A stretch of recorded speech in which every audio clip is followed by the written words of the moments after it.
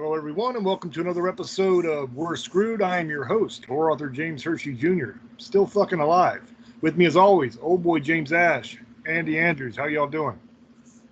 What We're up? fucking good. Good to go. I got a couple things to talk about tonight. Okay, Here he goes. I'm not going to rant tonight. Well, hopefully not. I might. I'll probably Get the horn ready. Okay, I'll probably rant, but that's not my intention for my points here. It's a 2-point thing. Democrats have two major problems. And what I want to try to do tonight, instead of ranting, I want to try to teach a little bit here. Because I know that there's a lot of people that vote for the Democrats, and they're not the smartest people. Okay, they don't really know anything. So I want to try, and I don't mean that in an insulting way. You're just stupid. I'm sorry. I want to try to teach you why what Kamala Harris is proposing is catastrophically dumb and why it will not work, okay? Now, you've heard me say before that Democrats are borderline communist, okay? You got a lot of self-professed communists in the Democrat Party now. I could give you examples, but I don't have a whole lot of time. Mayor of New York, Bernie Sanders says he's a Democrat socialist. It's communism he's pulling, right? Kamala released her little platform there, what she plans to do to fix the economy. One of the major things she's going to do is price controls. Now, on the surface, to people who are uninformed and don't know anything, price control sounds like a great idea. Let's tell these rich companies that they're not allowed to charge more than X amount for a product, okay? It's been used every place communism has been implemented. Every single place, they use price controls. And every single place, they fail. You end up with scarcity, breadlines, starvation, and death. Every single time, okay? Now, instead of just telling you that and moving on, because that's what we normally do. We say, no, dummy, that won't work.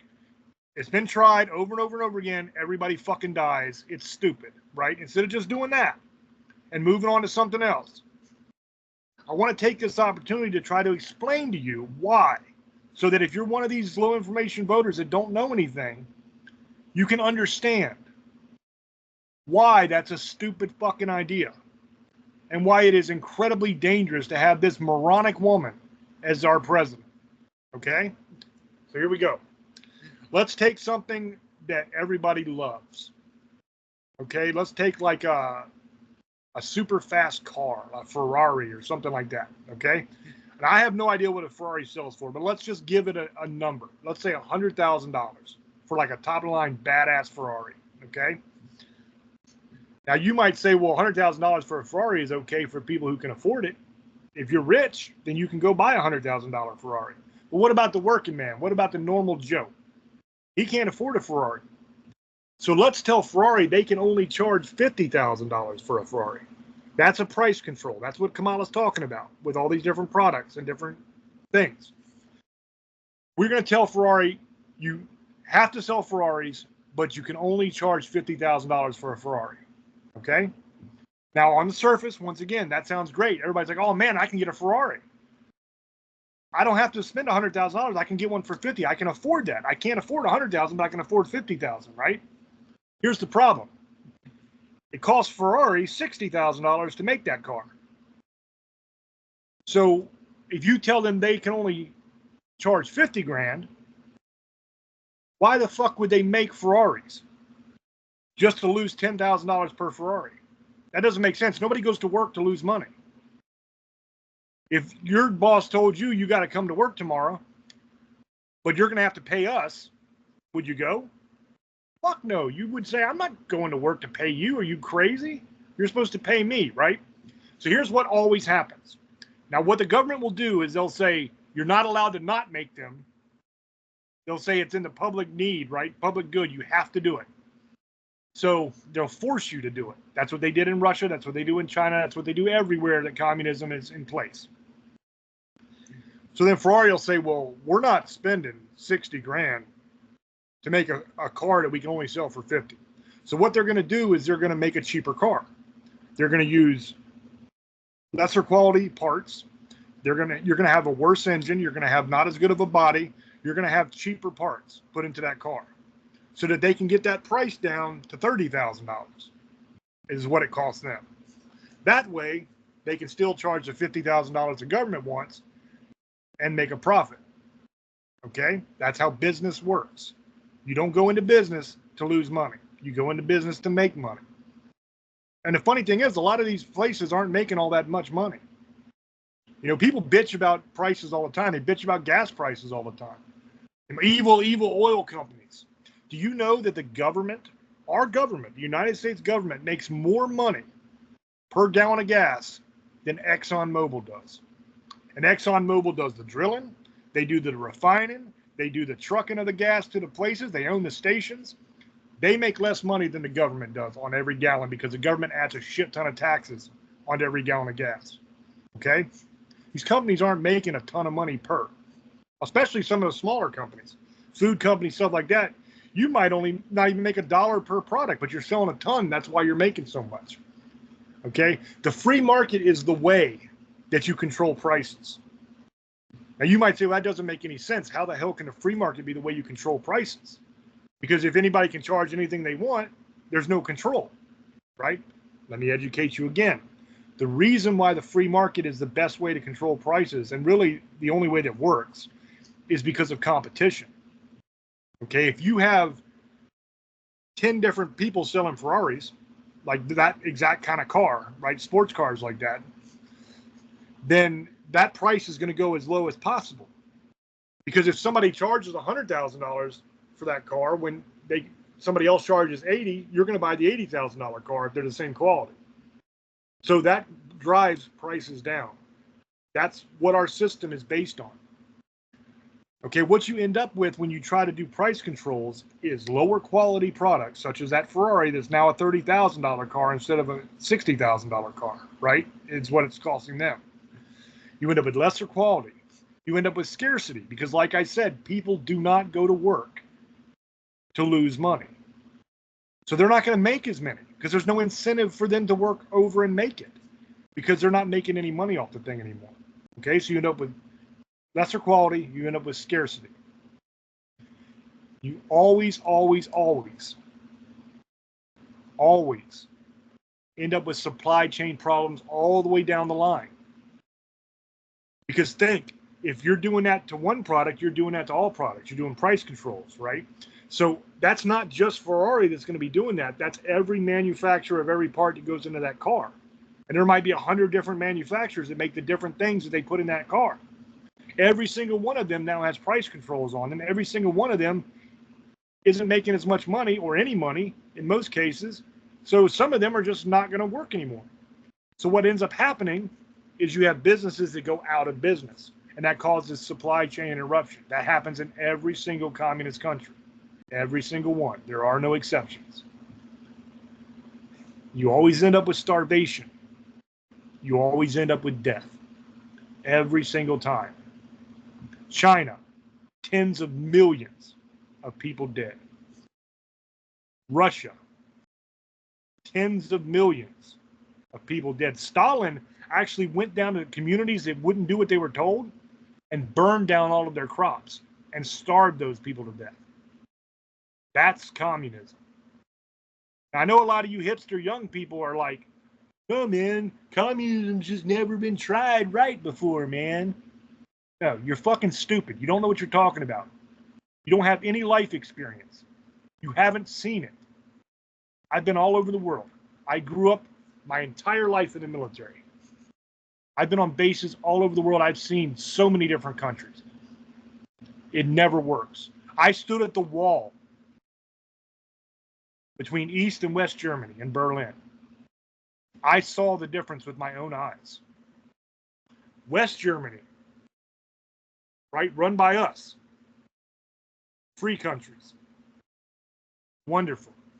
Bright, happy. There's McDonald's. Everybody's happy. Peaceful. Fat, because they got plenty. You look across that wall. It's not really just a wall. There was a wall here, and there's a no man's land in between. It's like a razor wire and dogs and all kinds of crazy shit. But anyway, you look over into East Germany. dark, dreary. People are miserable. There's long lines outside of places. And the funny thing is, if you would walk up and talk to those people and say, what are you waiting in line for? And it's been done. There's been people that have done it. And what they say is, I don't know. I just saw a line, so I got in it, because that's how we get stuff. They stand in a line for hours and hours and hours and then see what they get. Maybe they get bread. Maybe they get toilet paper that day. Maybe they're lucky and they get some medicine. That's communism. That always happens. And there's a huge chunk of the Democrat Party that is pro-communist now, that identify themselves as communist. And that's what they're trying to implement. And Kamala Harris, in her platform that she released, is calling for communist price controls. And it will not work. It will destroy our economy, even worse than they've already destroyed it. You will have scarcity. You will have inferior products. You will have starvation. You will have death. Every single time. No exceptions. That's problem number one. Problem number two that the Democrat Party has is an anti-Jewish problem. These Palestinian dipshits. That's another major problem that they have. It was funny. I watched Biden's speech at the DNC, and I didn't want to, but I got to if I want to know what the hell I'm talking about to talk to you, right? So I took that bullet for you. I watched his speech, and it's funny that he's going into that Charlottesville lie again. That's why he ran for president, because the thing Donald Trump said about good people on both sides, that bullshit, right? Been totally debunked many, many times. If you look at what he actually said, he said, except for the white supremacists and the neo-Nazi assholes, right? He specified not those people, the people that are interested in saving history are good people, and the people that got hit by the cars were good people. That's what he was saying. Okay, that's been explained and debunked a million times, but they keep the same lie going over and over and over again. So I'm listening to his speech, and he's talking about the Democrat Party where nobody is judged and nobody is hated and all this stuff, right? And right outside the convention center, you got a bunch of pro-Palestine, pro-Hamas, terrorist sympathizer dickheads who are fighting and screaming death to the Jews. They're carrying signs that say globalize the intifada, right? They want to globalize the Islamic attack on Jews. That's what that means. The nightclub slayings, October 7th. They want to globalize that. Understand that, Democrats. Because there's a lot of you out there who are not evil sons of bitches. You are the Democrats of Kennedy. You are the Democrats of the old school. You are not communists. You don't hate the Jews. You don't want to wipe out the entire Jewish race. That's what these fucking people want to do. That's not just me saying it. That sign says that. When they interviewed them in front of the DNC convention last night, well, I don't know when it'll be when this actually goes up, but for me, it's last night because Biden gave his speech last night. When they interviewed them, they asked them, do you support Hamas? These people said, yes, we support Hamas. Everybody in Palestine supports Hamas. We support Hamas too. Hamas is a terrorist group. Hamas are those cocksuckers that killed innocent women and children on October 7th. Killed babies on the damn street, cut their fucking heads off. That's who Hamas is. They said they support them. They asked him, do you support, because they said, what's wrong with Hamas? And they said, October 7th is wrong with Hamas. They killed innocent women and babies. Do you support October 7th? These fucking people said, yes. What's wrong with October 7th? We support October 7th. They support what happened on October 7th. Understand what these people are. They're sitting there holding those signs. They're saying that shit. They're chanting from the river to the sea. Do you know what that means? That means the entire state of Israel pushed into the sea. Every man, woman, and child murdered. That's what that chant means. That's what they chant over there. That's what they mean. It's in the Palestinian Charter. To the complete elimination and destruction of the Jewish state of Israel. Every Jewish man, woman, and child dead. That's what those fucking people want. And that's what a lot of these Democrats today support. That's what those fucking protesters outside the DNC that are the pro-Palestinian fucks, that's what they support. The extermination of the Jewish race. That's a big fucking problem, guys. Big problem. For those of you who know all of that and still support the Democrat Party, fuck you. That is evil as shit. That is no different than what Hitler actually did. That's what Hitler wanted, guys. The extermination of the Jews. That's the same thing these fucking people want. So if you support that, you really need to check yourself. Go to a mental hospital. Get some fucking help. Because that's crazy. For those Democrats out there who don't know that, let me tell you this. This is not your Democrat Party anymore. You need to understand that. You need to understand that and stop supporting these people. If you don't want to vote for Trump, that's fine. Don't vote for Trump. Vote for fucking Kennedy or Stein or whoever the fuck else is running. But don't vote for Democrats. Because that's the shit they support. They want to bring communists to our country. They want to have a communist form of government. They want to institute communism here. They want to wipe out the Jewish race. They've said it themselves. Now you can say that's hyperbole. You can say that's bullshit all you want. Watch the fucking interviews. When somebody tells you flat out to your fucking face who they are, you need to listen. Because that stupid bullshit was what happened in 9/11 too.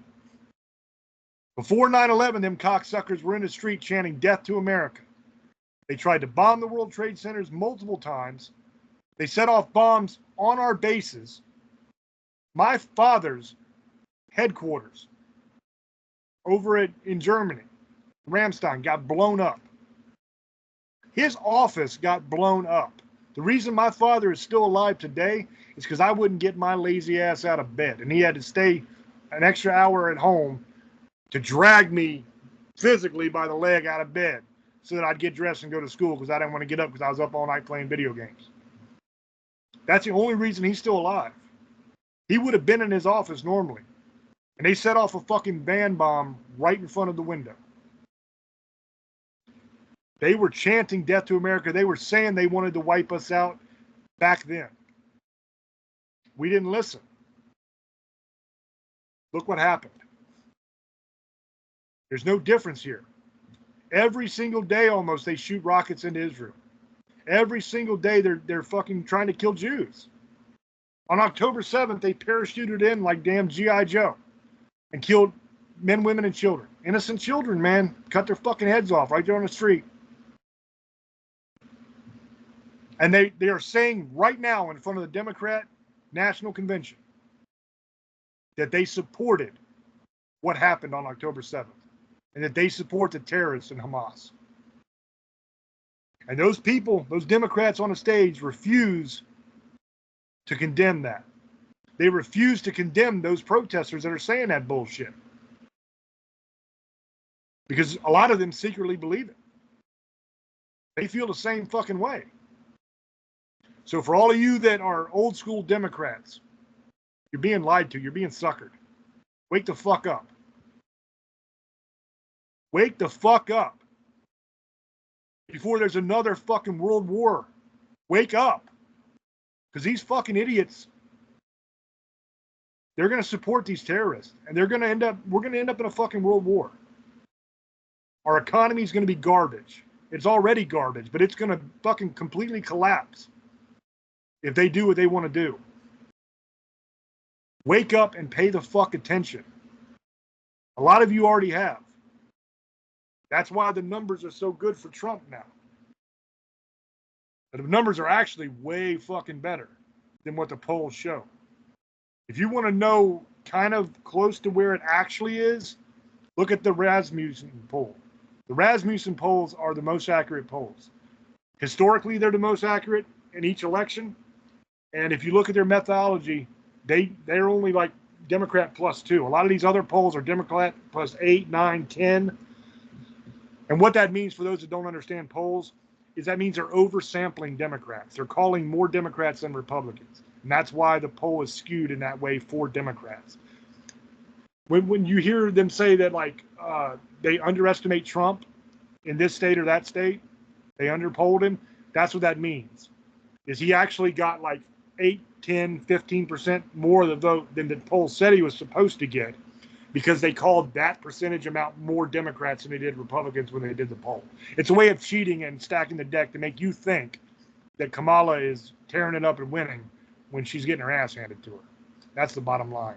So those are my 2 points. That's my time for this one. I'm going to throw over to whoever wants it, and y'all can take it from there. I'll take it. Now, let me itch real quick. Sorry about that, guys. And good evening, guys. It's your boy, old boy. Now we're back into politics.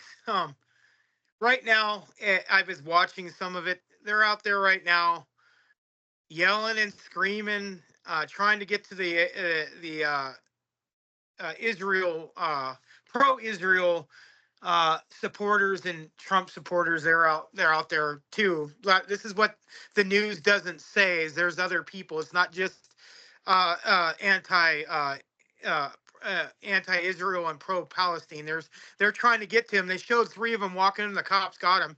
They're on it this time. Like, they were ready for this shit, dude. Like, they knew this was gonna happen. We knew this was going to happen. Just like the one guy's burning a flag. The guy tried to stop him. He pushed him.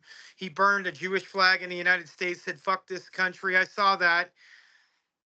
A lot of these are idiot kids that went to college. And there's some of these people who are just, they're professional in politics. They have nothing better to do. And this is what they do. And that's what they're showing. So right now, while they're, I saw Obama's wife was talking. I think he's coming out next. Who cares? Because I don't. I'm not going to vote Democrat. Just so you know, I'm not going to vote Republican either. But I'm not going to vote at all, probably. So, well, I have to because of the rent thing. The rent thing's really bad here in California, so I'm going to vote on that. Kennedy's probably going to drop out, what I've been reading, and I've been hearing he's talking to Trump because Kamala Harris didn't want nothing to do with it. And people don't realize why this has some points to it is everywhere he's either 7 or 8% of the vote in the election. And there's Stein is 3 and a couple other people, 1 or 2, and they're taking the vote. And a lot of people don't realize, okay, 3, I think one was 7, one was 3 and 4 or something, and there's 2 or 3. So they're taking about a good 16 to 7% of the vote, and that means something. If he gets JFK, about 8% of that vote is going to probably 6 of it's probably going to Trump, probably 2 of it to Kamala, maybe 1.5 going to whoever. But he's going to get majority of that if he does that. And that's a smart move because I think it's going to change and people are hearing that now. So here's what I think. It's going to be a very close election because this was a different election than what it was with Joe Biden. Joe Biden isn't happy. There's been reports that he was forced to go up there. He didn't want to be there. And he's already said it 2 weeks ago on TV that he was pretty much forced out. There was people who wanted him out. What's his name? Sanders has already said it. If you have certain people want you out, like he was going to be in 2020, the election, and he was told to leave, and he did. There's a lot of people with money, and I watched the interview with him, Bernie Sanders. They want certain people to be president. Trump was one of these people they didn't really want to be president. Yes, he's a billionaire. We all know he's got money and all that shit. But that's the person they didn't want in. But 20 years ago, the Democratic Party didn't mind taking his money. So let's all remember this. The reason why Trump's running for president is because Barack Obama called him out. Trump was never going to run till one day he decided to take shots at him. And that's what started this whole thing in the first place in 2016. And people need to be brought back to memory.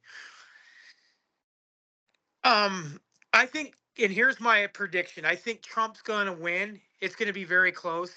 I think the Senate's going to go to the Republicans, because if you go by what he was saying, I've read the predictions, and they're predicting Trump 52 to 48 right now, and they're predicting the Republicans to take the Senate at 83%. And right now, the House is about 50-50 right now. It could go either way. I will tell you this right now. I don't think anybody's going to win all three houses. I mean, not three houses, presidency or both the House or Senate. I think there's going to be a split there anyway. It doesn't really matter. The only problem is if Trump wins, the House is going to try to impeach him for every little fucking thing. If Kamala wins and the House goes Republican and Senate, they're going to do this. There's nothing ever going to be done. I think what's going to happen is Trump's going to win. I think the House is going to go back to the Democrats, maybe. I think the Senate's going to stay in Republican, but it's going to be very close, maybe 51-49. I think that's what I'm calling, maybe 52-48. The House is going to be close, but I think the Republicans screwed up enough during all this bullshit with the House and kicking out House leaders for the last year and a half. And well, hopefully it doesn't, but it probably will. But my personal opinion is I'm not going to vote for the Democratic Party because of some of what James has said.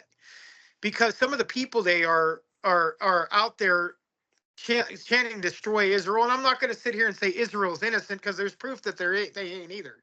Now, what happened on October 7th was ridiculous, and anybody who defends that, I don't give a. Look what Israel did. You know what? I know Israel. Israel and them have been fighting for hundreds of years. Even before they moved to Israel, they've had issues. Now, the problem is why in the fuck?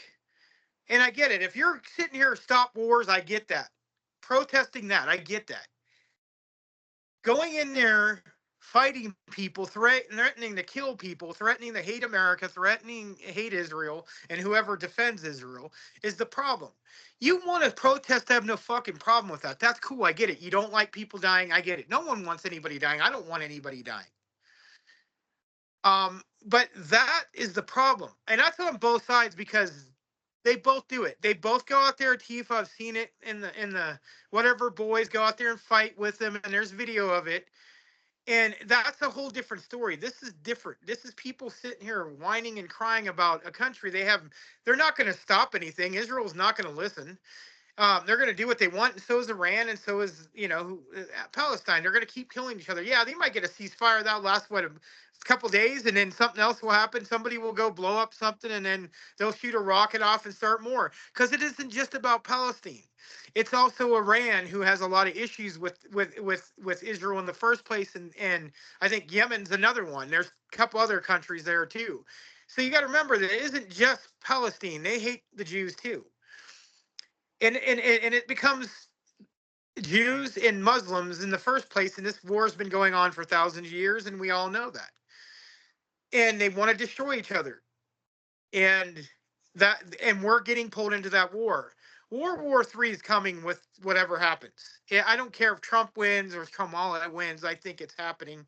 I don't give a fuck what anybody tells me.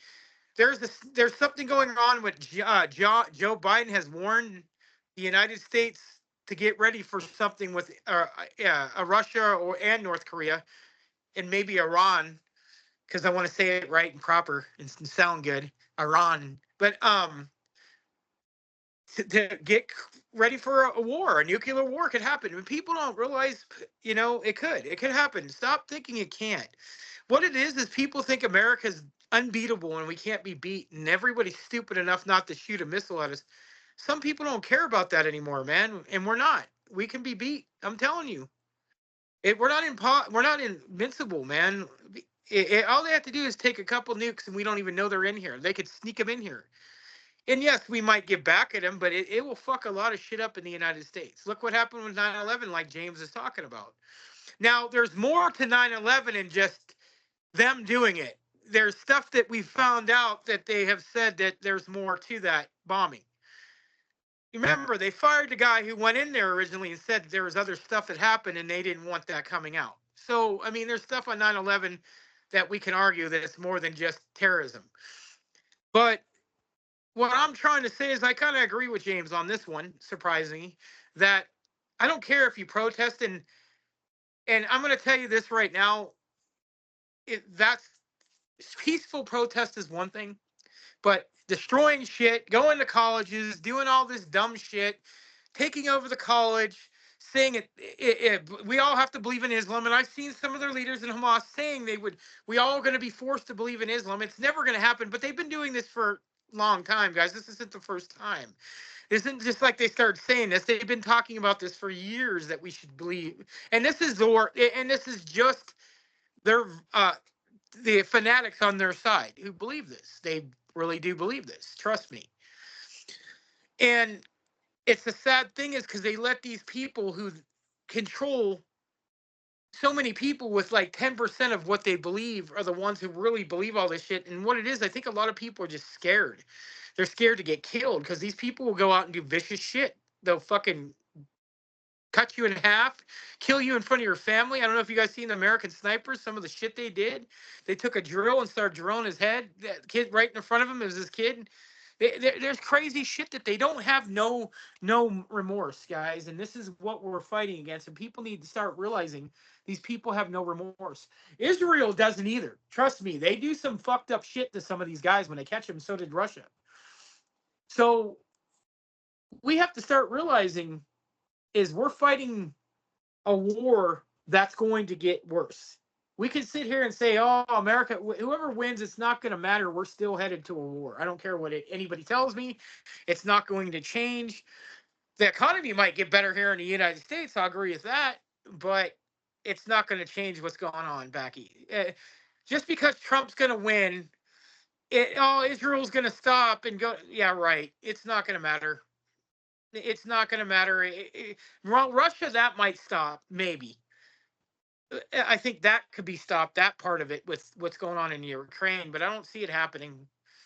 I think it's too far gone. I think that we could have stopped it a year or two ago, but what's going to happen is going to happen. It doesn't matter. History repeats itself. We're ready for another war. It happens every 50 years. So it's going to happen again. And I don't care what anybody sits up here and tells me. There's going to be something else that comes. It doesn't matter who's the president right now. Something's coming. I have this feeling. And I don't know if you guys seen in Palmdale. I'm going to talk about it a little bit on the next show on Staring. The thing that happened in Palmdale with the 7 fucking ships that everybody's talking about. There's something coming, guys. And I'm just going to tell you. And it isn't just war or something else coming. And we'll get into that on that show. That being said, I'll throw it over to Captain Ron over there, Andy, not Randy. So I don't know why I call him Randy. He looks like a Randy, but go ahead, Andy. Nah, Randy, Andy, it don't matter. So I'm just sitting here, I was listening to you, but I was also listening to Obama just pretty much blame so what he said was that the Democratic Party are the ones so he said that politics have become polarized and the fighting and all that stuff, that some people throw up their hands, don't vote. Some people, continue to argue and stuff like that. And he was like, but we don't do that. You know what I'm saying? That's what he just said. And I'm like, both sides do it, man. That's the thing. Both sides do it. But this DNC convention, man, is actually showing the true side, in my opinion, of the Democratic Party. A lot of what's going on. You have, listen to how sick this is, man. You have pretty much mobile abortion clinics. You have mobile vasectomy clinics. How can you say that any of that's clinics? You know what I'm saying? But you have people, just like Hershey said, out here agreeing that they were okay with killing with October 7th. and all those people that died, and they're okay with that. But what I haven't heard is anybody really out there on the street that is pro-Palestine and all this shit and everything and this and that. I haven't heard any of them say exactly why. You know what I'm saying? They never interview them to give their reasons why they feel the way they do, because none of them really fucking know. Because what their problem is they are sheep that are led by whatever the fad is. You know what I'm saying? Whatever, it's just like what you see people when they're wearing, certain clothes, and, when it becomes big, then that's the next thing. Or Crocs, like the Crocs became big. Now see everybody walking around with these little pins that you can put on your Crocs and stuff like that. And it's like, we all have a fad. I understand that. Things go through it. You've seen the 80s, you've seen the 70s, the 60s, all of that, man. But now it's getting to a point that the fad, or the thing to do, is to push hate and stuff like that. But they're the ones that want to tell you that you are a racist or a bigot, or that you're full of hate, when they're doing exactly the same thing. And then this whole Charlottesville thing, man, with Biden coming out and saying that about Charlottesville and this and that. I've seen people arguing and actually in the Gettysburg channel, they have one that people, it's like a, they have like the Gettysburg Boar event, like one they can do stuff on, and it's all about businesses and this. Then they have the other one that is pretty much X-rated, and people just go at it, man. And the thing is, it's 95% Republicans on there.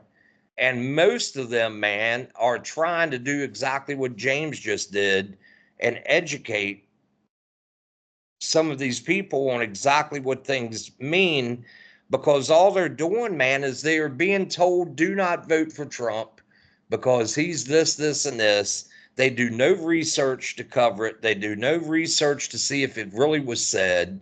Now I noticed today they were pushing on that channel. It's just, like I said, a handful of the ones anti-Trump. And they were on there, man, flipping out about Charlottesville again, and talking about how Trump supported the neo-Nazis and this and that. No, he did not, man. If you listen to him, he said that both sides probably had some fine men or fine people, something like that he said, in them. The poor woman that got killed down there, which was a tragedy. You didn't hear the part about the fact that Antifa was beating the shit out of this guy's car and trying to get in him, pull him out, when he freaked out and hit the gas. And I'm not saying that he deserved that. I'm not making an excuse for this guy at all. He also, I believe, had alcohol, was part of it, some other things. But what it comes down to is, man, is that, this is just a small tidbit of what we're about to see when November comes.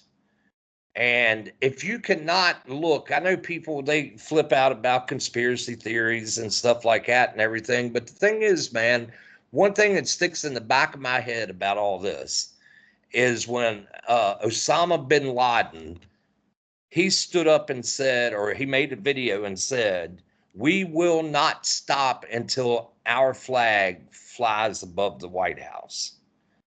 And I'm telling you, man, there are people, you think people are diehard Republican and diehard Democrat over here and stuff, or Christians, diehard Christians and stuff like that. None of them would strap a bomb to themselves and run into a place full of people because they are trying to prove a point. You see what I'm saying? These guys, man, that follow these terrorists, man, they follow, that is their life. They feel like they've been bred. They feel like it's their calling. They believe that they're going to have all these virgins when they get to the next life. All of this stuff, they are absolutely have been brainwashed, or their beliefs are so heavy and they stand behind it that they don't even care about their own life, and they will do whatever it is, man. And you got to think, you have the Democrats, man. They just opened the borders. Why would they even open the borders, man? Anyway, nobody asks a whole bunch about that anymore. Well, one reason is they think they can get all these people to vote, but it's also a way of breaking us, man, financially. Obama did it, and frickin' Biden administration has done it. They have given money to places, and I mean, how much was it that Obama in the middle of the night shipped overseas, man, that we know went directly to terrorist organizations? And then they're opening up these frickin', and then all of a sudden, let's just open up the borders and let whoever from wherever come through. And part of it is for votes, because they're already trying to get these people to vote or give them the right to vote. And it seems like that they're pushing this equality bullshit because they think that, do I think that gay people are, the equality is good? Yes. Blacks, any American, Hispanics, Asian, any of that have either born and raised here or they've went through the proper steps to become an American, they absolutely have the right to vote. But why aren't people pissed off, man, even if they're Democrat, that there are certain areas that they are trying to give the right to vote to a person who has been here maybe for 2 or 3 months? You know what I'm saying? I'm not saying that we should push away people that are really in need. But the thing is, we all know by videos and stuff, by watching the whole situation unfold over the last couple of years, that a lot of these people are not dying and die hard to get over here and stuff like that. It was a way to get drugs across. It was a way to do all kinds of different things. But the biggest thing is, man, right outside the DNC, right outside that convention, man, you see that there's people out there that are not American. They're out there, man. They're chanting the things they are. They're wanting to see people get killed. They're, wanting to see Americans suffer. They're saying down with America. They hate America, stuff like that. And so why is it so far-fetched to think that these people that are so die-hard, man, to take us out would not have sent people across our borders and put them in places strategically throughout our country, and they're just waiting for the call, the signal? And I really think that we need to be prepared come November for probably a power grid situation. I think that we're going to see a lot of different stuff, and it would not surprise me to see some kind of martial law enforced at some point in time to just try to get control of it. But the thing is, nobody puts into play, they don't look at the Saul Alinsky and how he wrote his book, The Rules of Radicalism, and how he talked about how do you take over a place. You go through and you divide them on any possible thing that you can. Then you go through and then you take their finances from them. And you use the news outlets and social media, and stuff like, well, he didn't know social media didn't exist then, but you use the news outlets and the radio stations and all that to divide and to make people think shit that just isn't there.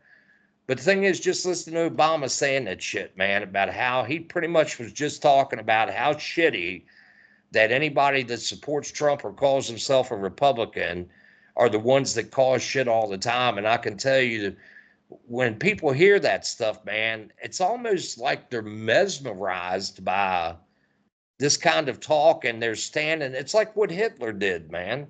It's exactly the way, and they say that Trump's like that, man.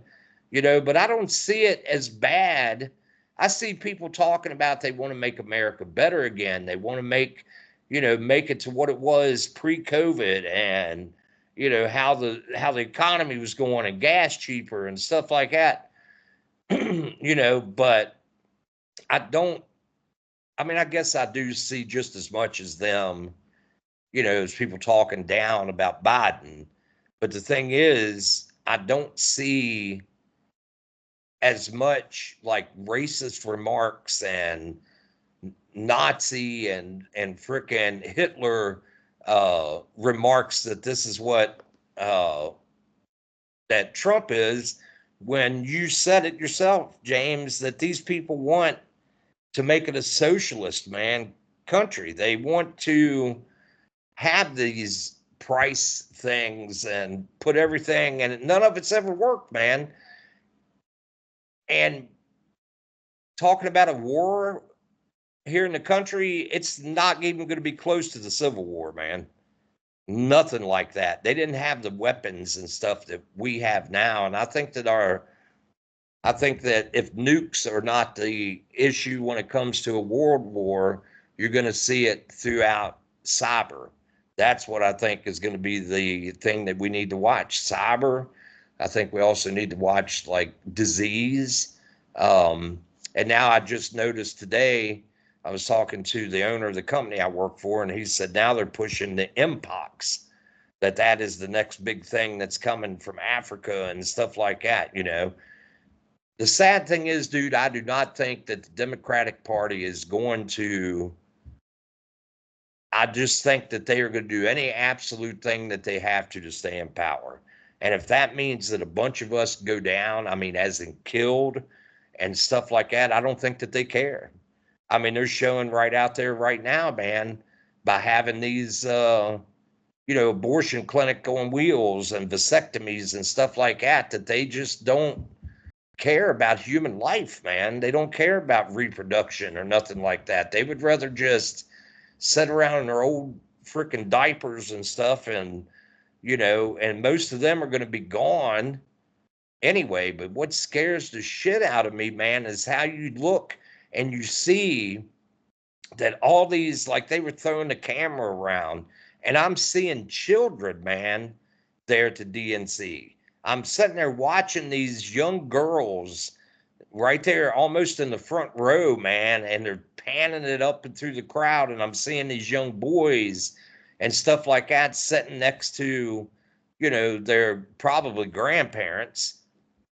And this is our next generation that's coming up, man, and they are being fed all this bullshit. And it's like, I guess what it is to me is I see how easy people have been brainwashed over the last few years that have been teenagers and now they're young adults.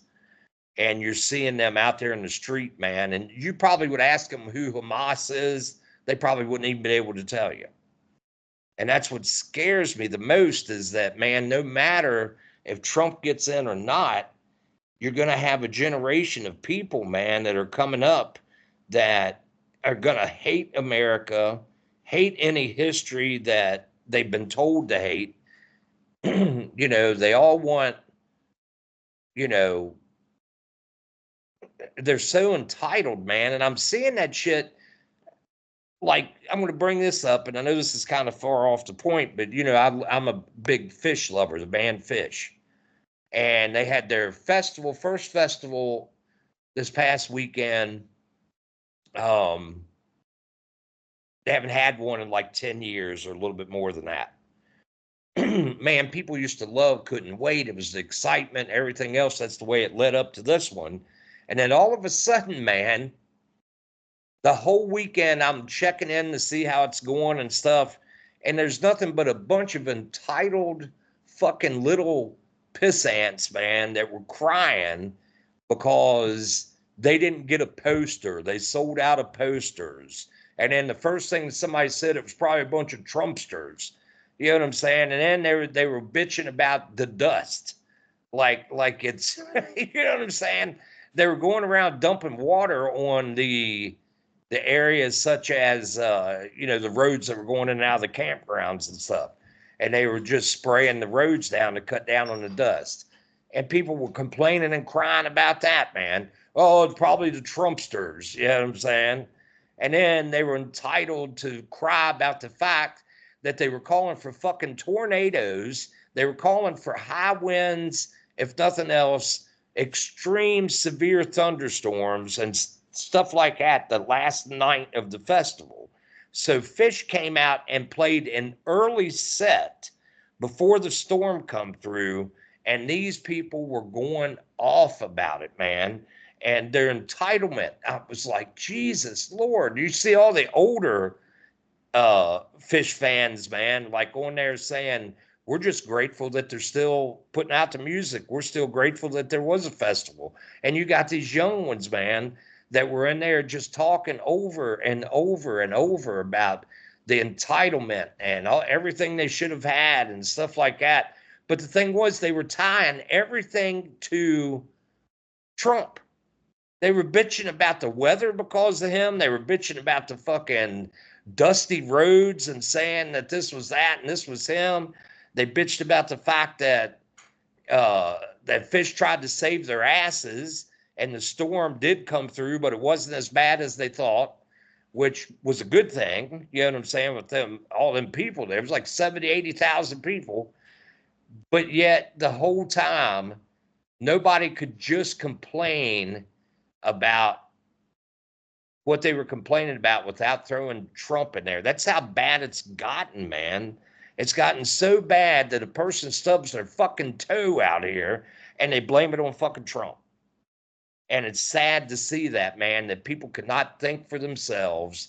And the Democrats are just pushing it, man, all through this DNC that I've seen out on the streets, everything else. These people really think, man, that they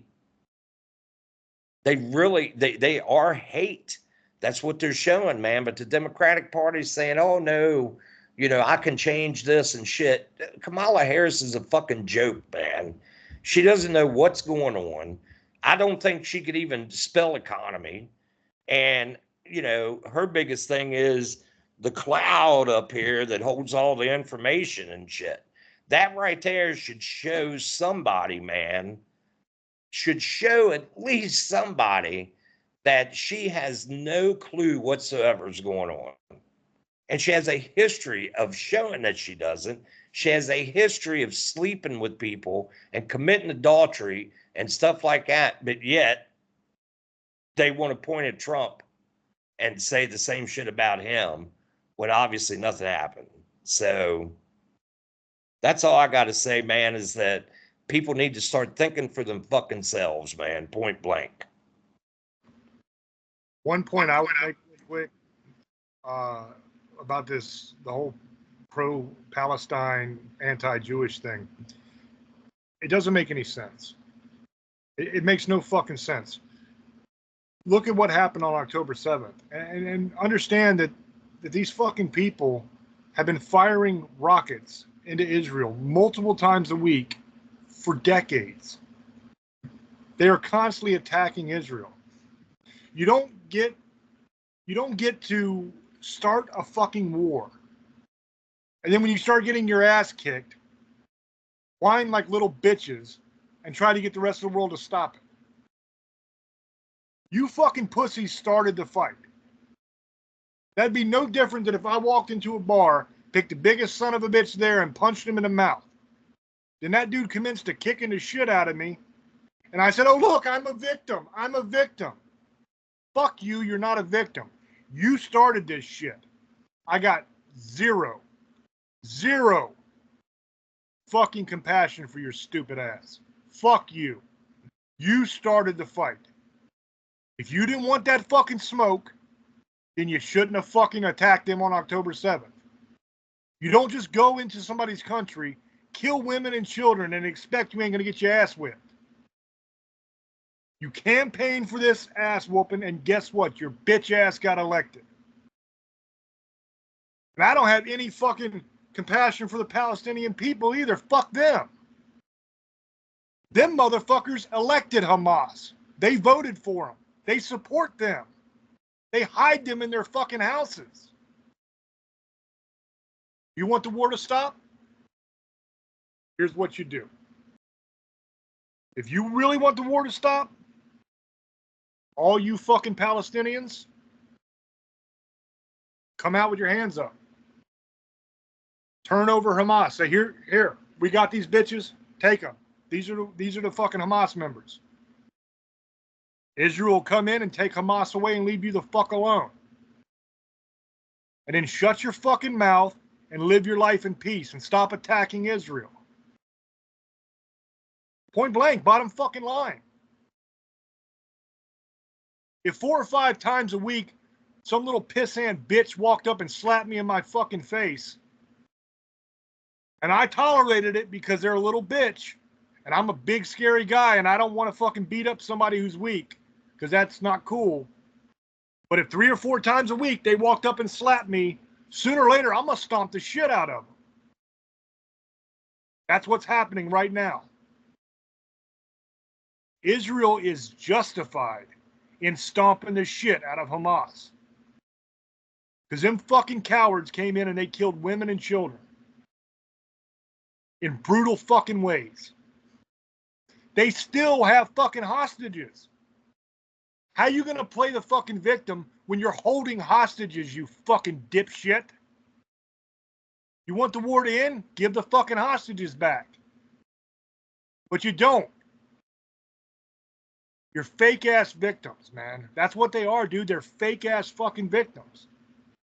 They're a bunch of fucking pussies who will attack women and children, but when the men show up and whoop their fucking ass, they hide like little girls. That's what the fuck they are. Fuck them. I'm so sick of this bullshit from these fucking people. You know what I think ought to happen? You want to know how the war should end? Israel should wipe every last motherfucking one of them out. That's what needs to happen. You want to stop the fucking war, you get rid of Hamas. Every fucking one of them. When every single one of them cocksuckers is taking a dirt nap, it'll be over. Not until. That's the way I fucking feel. Fuck those people, man. I'm so sick and tired of these little fucking liberal dipshits who can't even fucking find Palestine on a map. And they're chanting for the fucking extermination of an entire race of people. They have no fucking clue what they're talking about. I guarantee you, those same fucking dumbass protesters, if somebody walked into their house 3 or 4 times a week and slapped their mama in the fucking mouth, I guarantee you they wouldn't be calling them a victim. They wouldn't be fucking asking people not to hurt them. They'd be calling the cops if they want to defund and saying, please help me. These scary guys are fucking attacking us. Because they're all little bitches. Fuck that, man. You don't get to start a fucking war and then act like you're the fucking victim. Like I said, if you didn't want to smoke, you shouldn't have started the fight, motherfucker. Period. And I actually support, I said this before we went on the air, I actually support the mobile vasectomy vans at the DNC. I say every Democrat out there, get a fucking vasectomy right now. You fuckers don't need to breed. You're fucking stupid.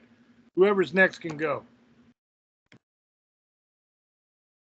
Okay, so we're not going to be talking about politics right now. It's going to go a little bit farther because me and James are Xbox fans. So what pissed me off today is they were having I think it's Gamecom or something.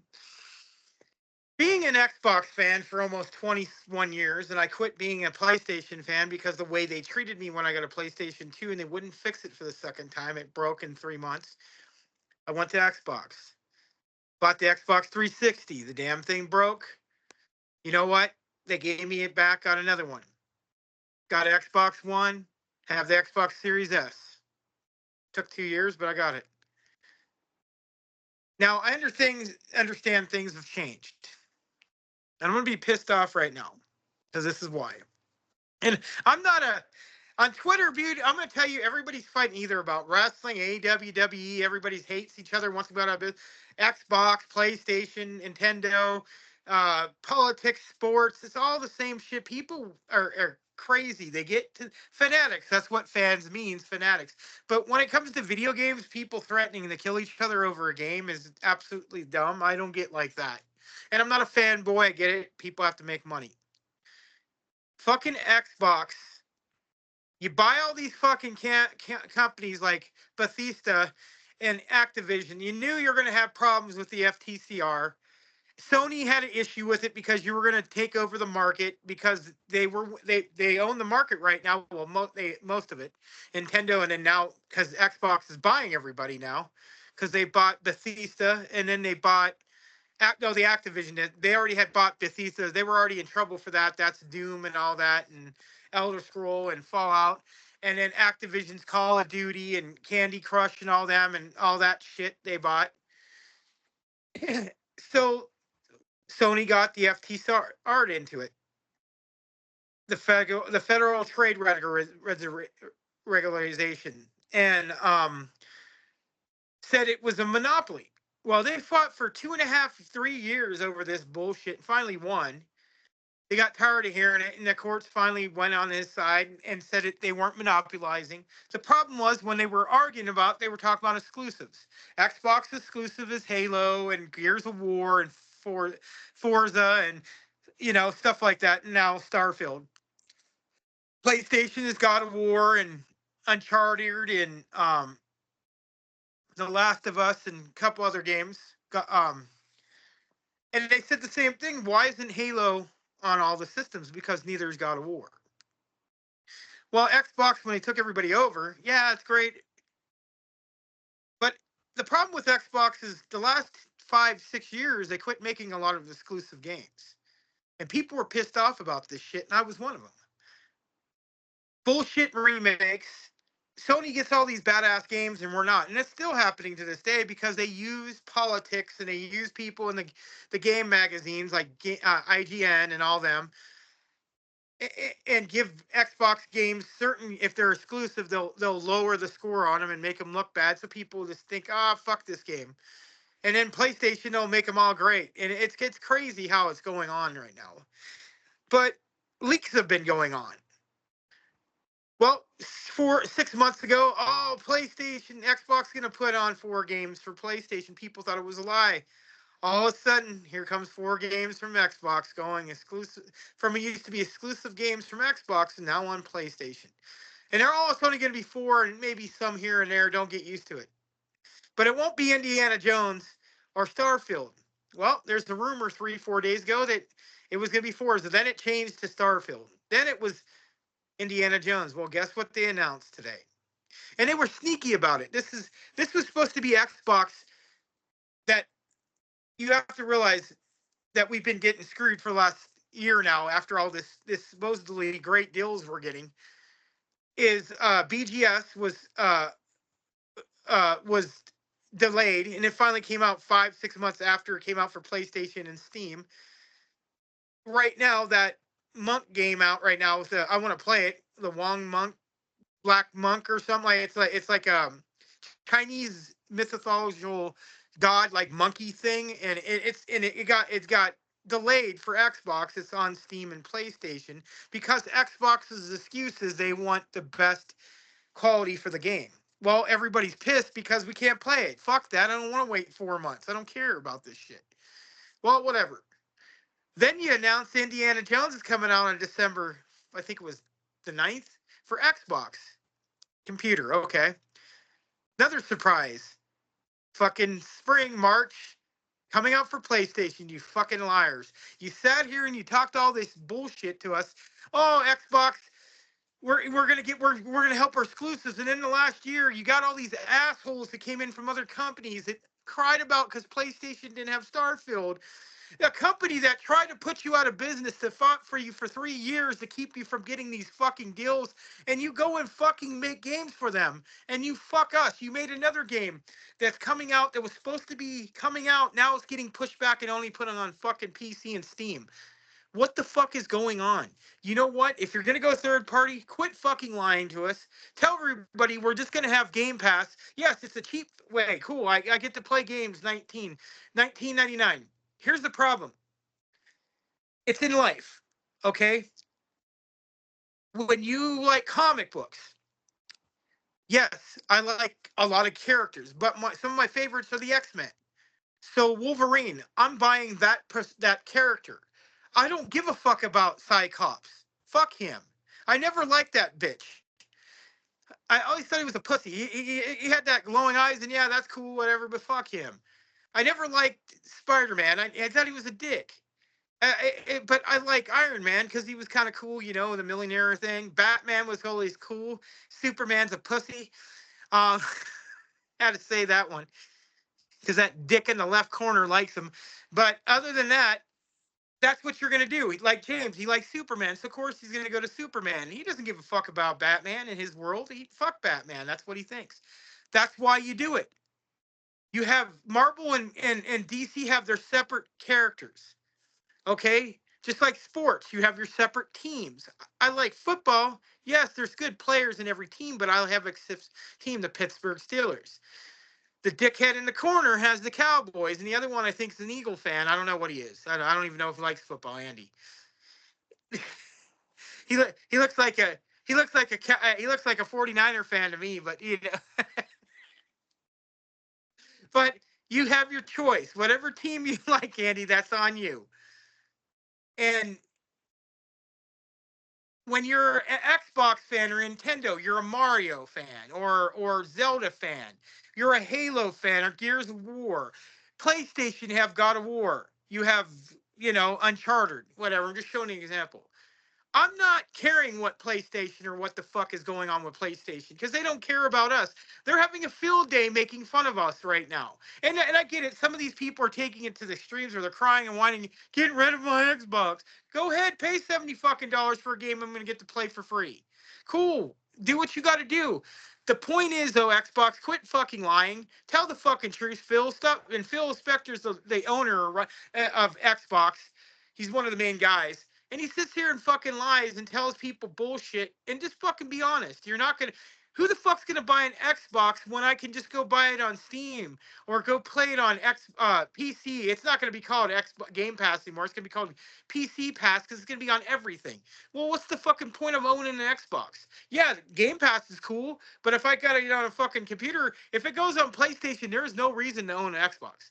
I know it's going on Nintendo. That's coming. That's already.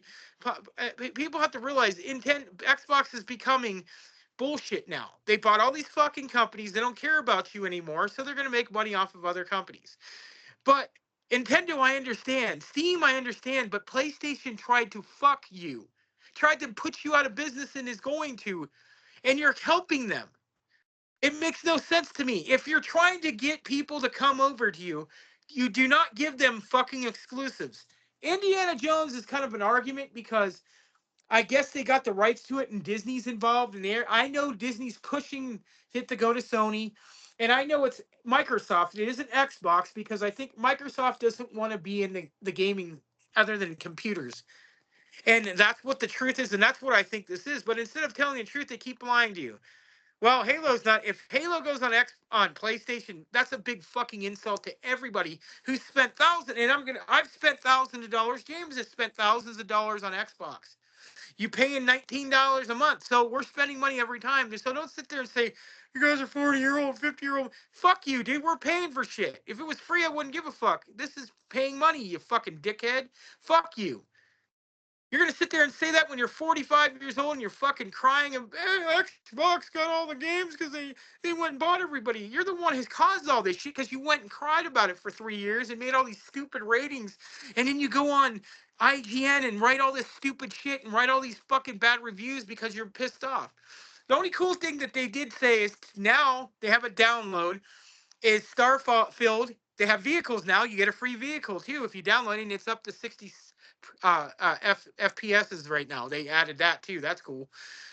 But you snuck in the Indiana Jones shit. Instead of just being fucking honest, you fucking let people and you shred them away, and then you'll make up some bullshit next week because people are pissed right now because they're still got another day or two of this shit they're gonna announce tomorrow. You announce another game like Forza, like you're claiming is handing over Grand Theft Auto. They're not doing the same shit. If PlayStation was bringing games over, then I can understand.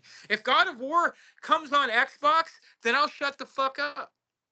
And I'll be fine with it. But it's not. That's the problem. And they don't plan to. PC, they're going PC. Everybody's going PC.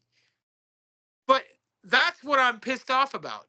You fucking lied and sat there and told people a couple years ago we were trying to get the exclusives get better.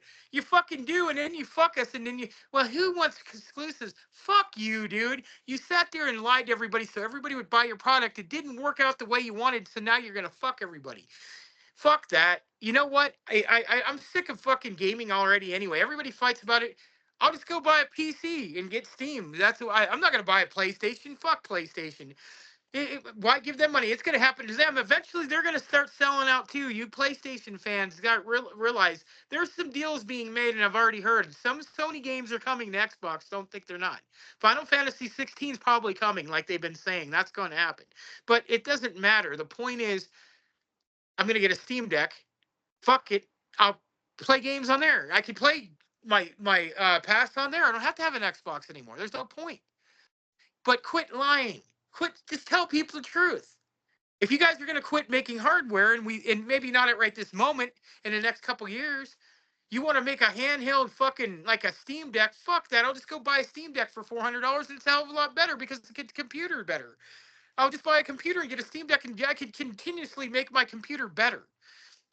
That's what people don't realize is the computer's going to win every time because you can keep upgrading it.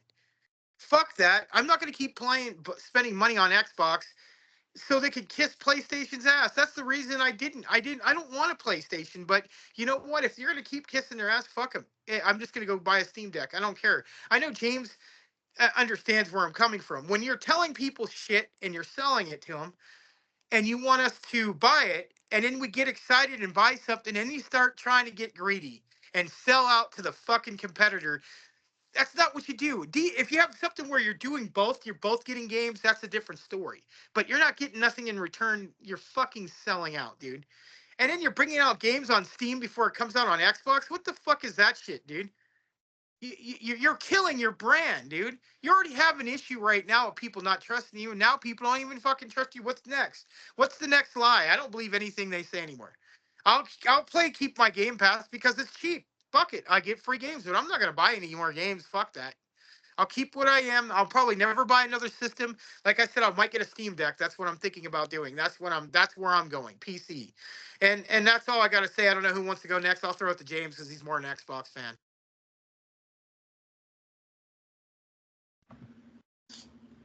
Yeah, Steam is where it's at, dude. There's so many amazing fucking games on Steam that you can't get on Xbox or PlayStation. You know, you're talking Raft, you're talking Supermarket Simulator. I mean, there's some really cool fucking games that are a ton of fun. I'm thinking about doing Steam as well. I'm not like giving up on Xbox. I'm not an Xbox fanboy though, really. I'm a gamer. I've been a gamer my entire life. I've had Atari, Sega, Nintendo, PlayStation, Xbox. Doesn't matter. I mean, right now I have an Xbox because I went from the Xbox 360 to the Xbox One to now whatever the hell this new one is, Xbox S, whatever the fuck it is. I don't know. But I got that now too. The reason I don't have a PlayStation is because their online isn't as good as Xbox Online. That's the problem. Is it's not as reliable. They didn't have a good like Game Pass kind of deal. Xbox was just far superior. What I think we need is like a gamer bill of rights. You know, because the bottom line is none of these companies give a fuck about the gamer. They're trying to make money. That's what business is all about. And the new strategy is acquisitions. In order to diversify your portfolio, you're getting massive income coming in, whether you're releasing it on your system or their competitor system, because you're owning all these game companies. You know, that's the game plan, I guess. But it leaves the gamer fucked because a system is not cheap. You know, this isn't the days of $200 systems. This is the days of like $600 systems. So it's not like it's easy for the normal person just to have both. You know, I could have both if I wanted, I guess, but I'm too lazy to hook the shit up. You know what I mean? I hook my one system up and I just play it, and I never unhook it until I buy a new system. I don't want to have to keep switching shit. What I would like to see is one system that has all the games. So all PlayStation games, all Nintendo games, all Xbox games, all that shit on one system. I guarantee you, if somebody releases that system and it has all of the different games on it that are made, even Steam games, everything, just have one gamer system that can play all the games. That would be the shit. Now, I understand that, you got licensing, you got exclusives, you all that bullshit that makes that impossible. But if that was to be done, then it would be the best-selling system on the planet. I mean, they would make a fortune, And that's the way it should be, because the gamer doesn't give a fuck. The average gamer doesn't give a fuck whether it's PlayStation or Nintendo I have games I like on all of it. On PlayStation, I love Gran Turismo, man. Gran Turismo is amazing games. And I would love to play those. It's way fucking better than Forza. It blows Forza the fuck out of the water. But I don't have a PlayStation, so I have to play fucking Forza if I want to play a game like that, which sucks. I don't like Forza. I like Gran Turismo. On Xbox, what is on Xbox that is exclusive that I like? I don't know. Most of the games I play are, like, my number one game is Farming Starfield. Starfield was all right. Starfield was good at first. But the problem with Starfield is you got unlimited potential, but you got nothing right now. Once you max everything out and I beat the game, I don't know how many times. I went through the Unity a fucking 100 times probably, easily. My character's completely maxed out. There's absolutely no challenge. I've explored everything. I've been everywhere. I've done every mission. So now it's literally just redoing missions over and over and over again, going back through the Unity over and over and over again. It's boring. The expansion's coming out next month. Yeah, but the last one, when they did the mods, it came out, and I played it for maybe a couple days, and then I haven't touched it since. It doesn't have that repeat playability. That's the problem.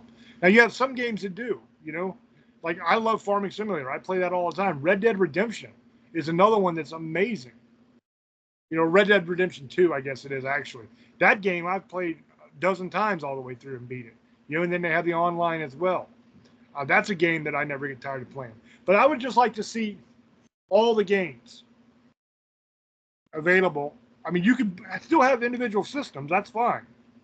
And you could buy whatever system you like, but have all the games available for the entire system. Kind of like what Nintendo did. Nintendo, on their online, you can buy different little, almost like Game Pass type deals, right? Where you can get like all of the regular Nintendo games, all of the Super Nintendo games, all of the Nintendo 64 games, all the Sega games, stuff like that. Have little things like that if you still want to make money off of it. That's fine. Let me have my Xbox, because that's a system I have, and let me be able to purchase for $20 a month the availability of PlayStation games. I'll pay my $20 a month, and then I can download PlayStation games and play on my Xbox as well. Let me pay $20 a month and get Nintendo games so that I can play Mario on my Xbox. So I don't have to go to my other TV and play it on my Switch, which is what I do now. If I want to play Mario Maker, in my living room, I have a giant TV. That's my wife's TV. Okay, my wife watches that TV. That's her TV. To that TV is hooked up a Nintendo Switch because she likes Animal Crossing and she likes Mario. So I have that system hooked up to that TV. So if I want to play Mario Maker, I play it on the big TV. On my TV, which is beside her TV, I have my Xbox hooked up. So I watch that TV and I play Xbox on that TV. My wife has the big TV because you give your wife the big TV, right? Come on, fellas, You don't give your wife the small TV and take the big TV for your games. You would want to do that, but trust me, don't fucking do that because you're not going to enjoy your games after that because she's going to make sure you don't. But I have two different systems hooked up to two different TVs. Now, if I want to do PlayStation as well, I have to buy another TV to hook that up to if I don't want to switch them out, right? Because I don't want to switch them out. That's a pain in the ass, getting behind the TV and doing all that bullshit, right? I would love to have one system that I could do all the individual shit on. And I'm cool with paying for it. I don't give a fuck. I'll pay $20 a month, or, like just like Game Pass, to have the availability of the other games. and maybe have one for like $40 a month or $50 a month that gives you all of them. That would be badass. I would definitely buy that. If I could pay $50 a month and get all the PlayStation games, all the Nintendo games, all the Xbox games, dude, I'm in. I'm fucking in. You know what I mean? 100%. That's what I would like to see. It may happen someday. Who knows? I'm hoping for it. But see, they fuck you, man. They did the same thing with streaming. See, when I was coming up, when I was a kid, you didn't even have cable yet. There was 3 fucking channels, and you were the remote. So if you didn't like what was on the one channel, your dad would say, "Hey, boy, go change that channel." And you'd get up and walk across the living room and turn the knob, change the fucking channel, and then go sit back down. That's what I started with. 3 channels. Now, after that, it had cable. Cable was cool because 30, 40 channels, depending on the cable service you had. And then you could buy like HBO, Showtime, Cinemax, all that shit started. That was really cool. So then I had all that. But then people bitched because you're paying all this money. So then they came out with satellite, which was even more money, but you had like 200 channels. And that was really cool. But the problem was, what you found was really the only channels you really wanted to watch were the ones that you had on your cable before. Because a lot of those channels were filler bullshit that you never watched, like the Golf Channel and Telemundo and all this bullshit that you're never going to watch, right? So why the fuck, yeah, you got 200 channels, but 150 of them channels are bullshit that you're never going to look at. So you're just paying a lot more for the same shit you already had, plus a bunch of nonsense you don't want to watch. Then they came out with streaming. And when streaming first came out, it was amazing because you could pay like $5 a month, $10 a month, you know, depending on what it was. And you could get all of these movies and all these TV shows with no fucking commercials. It was awesome. So I signed up. Yes, fuck yeah, give me Netflix. I'll take it. I'll pay the whatever $7 or whatever it was when it came out a month. Cool. Then more and more and more. Then kept coming. All these different fucking streaming services. And then they started doing exclusives on the streaming services. So now, if you are like me and my wife and you like a lot of different shows, you have to have multiple streaming services in order to watch all the shows you like. I have Netflix, Hulu, Prime Video, Peacock, Paramount Plus, Discovery Plus, BBC something or another is another service that we have. My wife has the Lifetime channel so that she can watch her Lifetime movies that she likes. Okay, that's just off the top of my head. That's already 8. 8 channels at an average of around $10 a month. Some are more, some are less. And I have more than that. That's all I can remember off the top of my head, but I guarantee you I have a lot more than that. So now I'm paying, where I was paying $40 a month for cable, now I'm paying like 80, 90, 100, and whatever it is a month for all these fucking streaming services. And the cool thing was there was no commercials, so it was worth it in a way because you don't have to sit through commercials. But now every fucking streaming service has tons of commercials in it. You can't even watch a show without commercial breaks again. That was the whole fucking point of streaming, was to get away from stupid ass commercials. So now you're paying money for shit you used to be able to get for less. And you still have the commercials.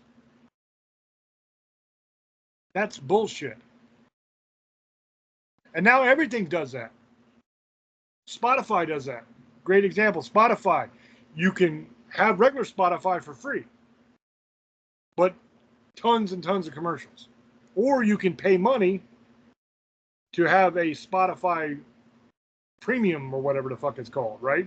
Which is like where you're paying them every month and you're supposed to get it commercial free. But now the problem is they're fucking playing commercials on the premium too. So it's like, now what do? Do I cancel the premium because now I have to sit through fucking commercials anyway? But if you do that, then you're going to have like 10 times the commercials. It's just bullshit, man. They don't give a fuck about the consumer of the entertainment. And that's what sucks. They got to sell, man. They got to make that money. And the stupid thing is, who the fuck is watching these commercials and buying shit? It pisses me off because they always do it at the worst possible moment in a show. YouTube is another fucking example of that bullshit. If you want to not have to deal with a million fucking commercial breaks in a YouTube video, then they have their own premium YouTube Red, I think it's called, or whatever the fuck it is. I don't know what it's called. Oh, YouTube TV is another streaming service I have. Add that to that list. So that's 9 that I can think of. If you want to do YouTube without all them stupid commercial breaks, then you have to pay money in order to get it without the commercials. Something that was supposed to be free. They nickel and dime the shit out of you. And by the time you're done with it, you're paying more for all this streaming services and shit than you would have paid for cable. And another great selling point of the streaming services in the beginning was the fact that you got the whole season at once. Like regular TV sucked because you'd have to wait a week in between episodes. With streaming services, you didn't have that problem. They released the whole fucking season at once, and it was awesome. And now they're starting to change that to where now some of those streaming services, you're only getting an episode a week. Or little batches of a couple episodes at a time. Instead of just releasing the whole fucking season. It's bullshit. And another thing I hate about the gaming industry now, and it doesn't matter which platform you're on, nobody releases a game that's done and ready. See, my whole life, if you wanted to play a game, you'd say, oh, that looked like a cool game. Let me go buy that. Then you go out and you buy it. You get a cartridge or a disc or whatever. CD, and you put that shit in. And you play the game. And the game was done. And it was awesome. And it worked. You don't have that at all now. Now you pay $70, $80, $90, $100 for a fucking game. And it doesn't even work half the time. It freezes up. It crashes. It's just garbage. And they got to keep doing patches and updates and patches and updates to fix it. Because the shit ain't even ready when they release it. Why the fuck did anybody ever think that was okay? To charge that much money for a game and then it not be ready. And when you get it, it's buggy as hell and it don't work. That's absolute horseshit. Why do we accept that as gamers? Why don't we tell them, fuck you, we're not buying your stupid games until you actually release games that work? Like, there's very few games that I buy when they first came out. I usually wait sometimes up to a year before I buy it. They have to have many updates before I buy a game. Because I want the fucking game to actually work. Nothing pisses me off more than buying a game, being really excited to play, investing hours into this thing, and then it crashes, and I lose hours worth of progress on a game that I was playing. Because I couldn't save, because it crashed. That's bullshit. That really fucking pisses me off. Make your game, release your game. Don't make a skeleton of a game, release it, and then put patches out to fix all the bullshit that you should have done the job right the first time and made it ready to go. And what sucks is the young gamers out there, they just accept that that's the way it is. And they think that we're crazy when we bitch about that. They're like, well, every game's like that. What are you complaining about? I'm complaining because I come from a time when it wasn't like that. When people took fucking pride in their work. And when they released something, it was ready to be released. We need a gamer's bill of rights. We need one streaming service. Just like cable was. Where we get everything. Where we can do it a la carte. It's bullshit that they do this, man. They did the same thing with gaming as they did with streaming. Is you got to buy all the separate bullshit in order to have what you want. Oh, you want to play Spider-Man? Sorry, you got to buy a PlayStation. Oh, you want to play Starfield? Sorry, you got to buy an Xbox. Oh, you want to play Mario? Sorry, you got to buy a Nintendo. And at the same time, our economy's fucking crashing. Ain't nobody got no fucking money. It's bullshit, man. You're charging $400, $500, $600 for a system. Regular people ain't got $400, $500, $600. So then what happens? They're little kids. What do you want for Christmas? I want the new Xbox for Christmas.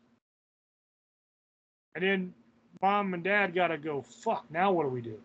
That fucking thing's $500. We don't have $500. We were gonna spend maybe $200 on this dude for Christmas. Now we gotta spend $500. We can't tell the kid, no, you can't have what you want for Christmas because we're fucking poor and we can't afford it. Because we done told this motherfucker that there's a magic fat man that comes down the chimney that brings him presents. So now we got to tell him Santa Claus ain't real. All because these fucking assholes want to charge $500 for a system. It's bullshit.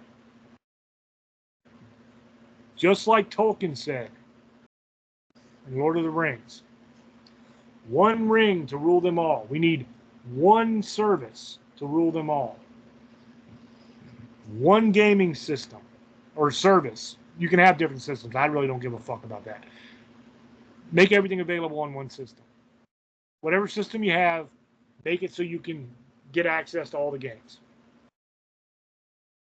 Do one fucking service for streaming of movies and TV and shit, where you can get anything you want. Do you want what comes on Discovery Plus, that streaming app? History Channel, Discovery Channel, all that kind of shit? Do you want that? Okay. Discovery Plus is like $2 or $3 a month. Is all it costs for that streaming service. Okay, $2 or $3 a month. Boom. There you go. You got it. Do you want what used to be the movie channels? HBO, Showtime, Movie Channel, Cinemax, that kind of shit? All right, we got a little block of that. Add that to your little thing. Just like cable was. That's how cable was. But instead of having to where you have to pay for all this bullshit you don't want, make it so you only get what you actually want and only pay for that. That would be a much better way to do it. Because every one of these fucking streaming services has a bunch of bullshit on it that I don't want to watch. What happens is you end up buying a streaming service just for a show. My wife is famous for this. She'll see a preview come on some show that she wants to watch or some movie. Oh, that's only on Apple Plus. Can we get Apple Plus, honey? It's only $9.99 a month. So then you got to pay $10 to Apple Plus so that you can get that fucking one show you wanted. And then they got all this other bullshit on there that you don't want to watch. It's ridiculous. Get rid of all the filler. We don't need all that bullshit. I don't need to turn on fucking Netflix, and the majority of my Netflix is a bunch of Spanish-speaking bullshit that I don't want to watch. I don't want to watch movies from other countries. I'm in this fucking country. I don't speak those, well, I do speak those languages, but I don't want to watch a movie in those languages. Get rid of that bullshit. I don't need it. Why am I paying the full price when about half of the shit on there I'm not watching? I should be able to say, okay, take all this crap out, take all that crap out. I don't want to watch this crap. And only pay for what the fuck I want to see. That would lower the bill. And that would make customers a lot happier. One service to rule them all. That's what I say. We need a gamer bill of rights or an entertainment bill of rights or whatever the fuck you want to call it. That's what we need. You want to make people happy? Do that shit. And believe me, you need to do something because the whole fucking world's burning down around us. And whenever there's a empire that's in collapse, they always turn to entertainment to keep the masses busy and distracted. That's what Rome did. When the Roman Empire was crumbling, gladiators. We need more gladiators. We need more. Let's throw a bunch of Christians to the lions. Let's take all these criminals and feed them to wild animals and shit in the Colosseum. That's what they did. They entertained the masses. You keep them doped up. You keep them entertained so they're not paying attention. Just trying to help. You could at least let us sit there and watch something we want to watch without paying for a bunch of extra bullshit. All right, I'm going to throw over to Andy and see what he has to say about this, because I don't even know if Andy plays video games. Plays pocket pool. Well, I do not play video games like I used to. And that was one reason why, was because, man, you know, it got to a point that you, I'm not going to lie to you, I'm not as versed in this as you guys are. But, you know, my oldest son, Jarrett, he plays like, yeah, he all the time. I mean, he does mostly everything on his PlayStation. That's what he's with. And then my youngest, he's all about Xbox. So it goes back and forth with them two. But the thing is, I remember, you know, when it used to be going to the store and looking through the games like GameStop and stuff like that, and you could get, you know, some cheap games and stuff that you kind of thought looked pretty cool. And, you know, I always went for the ones, man, like, you know, wrestling games or, you know, I used to, believe it or not, I used to like the Cabela's like deer hunting games and stuff like that, which was really cool. And, you know, those are the things I did. But I grew up, man, you know, the first console that I had was Activision. You know what I'm saying? And that was with the paddles. And I think you had Berserker. Well, no. That was like big time after that. No, it was Berserker. And it had Pong. Beep. Beep.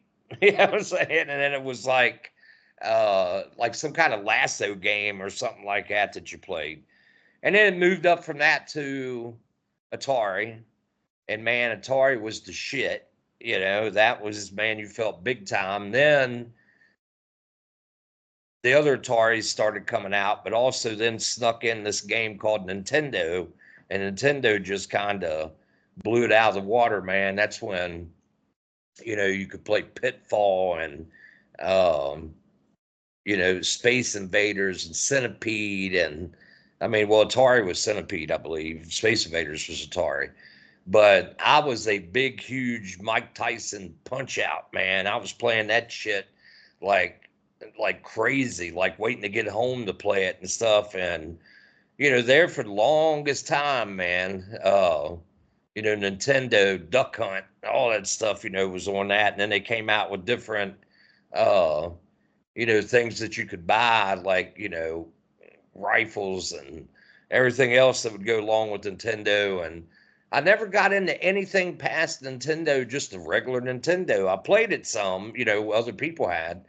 And then, you know, the boys come along, had boys, and they needed a Wii. And we still have the Wii, because I think the Wii's fun as shit, man, when you're playing that. You know, at least it gets you up, your fat ass up off the couch and moving a little bit, you know. And, you know, but then, you know, Xbox comes out with their version, and then it comes along the fucking, my opinion, and this is my opinion only, the SLS camera was brought into the paranormal field using Xbox's, you know, bullshit. And I do not believe in an SLS. I think Kinect. that, what's that? Kinect. That's right. So the Kinect. And the thing is, man, all these people are out here making these SLSs, and they're wanting $200, $300, $400, $500, $600 for it. And I literally, man, was just with someone that I used to do a lot of investigating with, who had a Kinect, and we went right into the programming of the Xbox, man, and pulled up the programming that was already in there. There was no special fucking chip or none of that shit that you had to do. And I said, let's see if this works. And we downloaded the actual, you know, program that was within Xbox, and picked out that he wanted the skeleton figures and what colors he wanted and all that shit. Left it set, all of it downloaded, man. He had to fucking connect. All he had to do was, or SLS. All he had to do was turn around the picture, and there's so much with that, man, we could go into. But anyway, outside of that, I have not gotten into gaming, but I was really surprised talking to my oldest son about, he doesn't have to go anywhere now to get, games. He can just stream whatever the fuck he wants, but, we have such a monopoly out here, man, of just like Hershey was saying, the monopoly of frickin', you want to go on and watch a movie, man. Back in the day, you'd go to the movie store or something like that, or you went to the damn movies, and or you waited until it come out on VHS, or then eventually it was, DVD, and there's a couple other things that were in the middle there. Remember the old laser? That old Butch Morris, man, he had one. It looked like a record album. It looked like a vinyl record, man. And it would play, it was kick ass, And but the thing is, they've made all this into a monopoly, and you have these 2 or 3, straight up, just assholes that own. I mean, you've got people, man, that like you were saying, Jarrett was telling me, man, about these guys arguing about a game and shit like that, and talking about killing each other, and and that's what's scary, man, about these games are getting so realistic, that you literally, they wonder why some of these kids, man, and believe it or not, some of the school shootings and shit that's happened, and you hear all of them, man, say, like 2 out of 3 of them have said, well, yeah, I learned that on, blah, blah, blah. They learned their weapons on there is what I'm saying, not to use them, but they learned the weapons. And I'm not saying ban them or anything like that, but I agree there should be some kind of a bill put on entertainment, man. When it comes to, I have a Roku, and I pay roughly maybe about $30 a month, because I do want a couple stations that I pay attention to when I have a chance to. But I am not ever again, well, I don't want to say that, but I do not plan ever again to go through any kind of cable company, any kind of fiber optic company, anything like that when it comes to, my entertainment at home. For what little time that I'm here, I'll be damned if I'm going to pay. I look at it all the time, and it's like, every other month I think about, well, man, what if I got this during football season and shit? And it's ridiculous, man. Oh, and by the way, old boy, fuck the Eagles and Redskins for life, okay? No fucking Commanders. They're not the no Redskins nothing. anymore. They're Commanders. Redskins for life, okay? I don't give a shit what anybody else calls them. Redskins, okay? And they will be always the Washington Redskins. Washington Commanders, get used to it. They suck. Watch and see what happens. They're in the middle of their little fights right now, too. And even the Indians, man, they have started a petition, and I think they're taking them already to court, because the guy that was on the side of their helmets, man, was a chief, and, he was very well known for not only being a true warrior, but he was also known for being a peacekeeper and stuff like that. And the thing was, he made some big strides, and they were, that's really something that we should take off of the helmets, is stuff like that. We should put on there maybe a big picture of the fucking Democrat fucking ass or something on it. You know what I'm saying? I mean, it's like, I don't know, man. That's a whole total another thing of just Biden bent over or something like that. But anyway, it comes down to the point with these games and stuff. It's a monopoly, man. I don't know much about them, so I can't say a whole lot. But what I don't understand is how one owns, this, DC, and then the other one owns the other.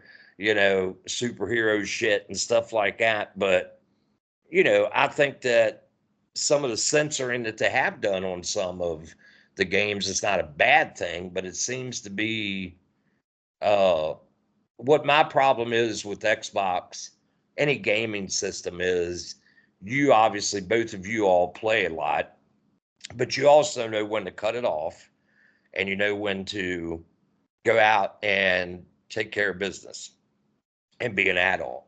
You know when to get up and like go, to the store and or go to your job and work and stuff like that. But the thing is anymore, man, it's like, you know, what I don't understand is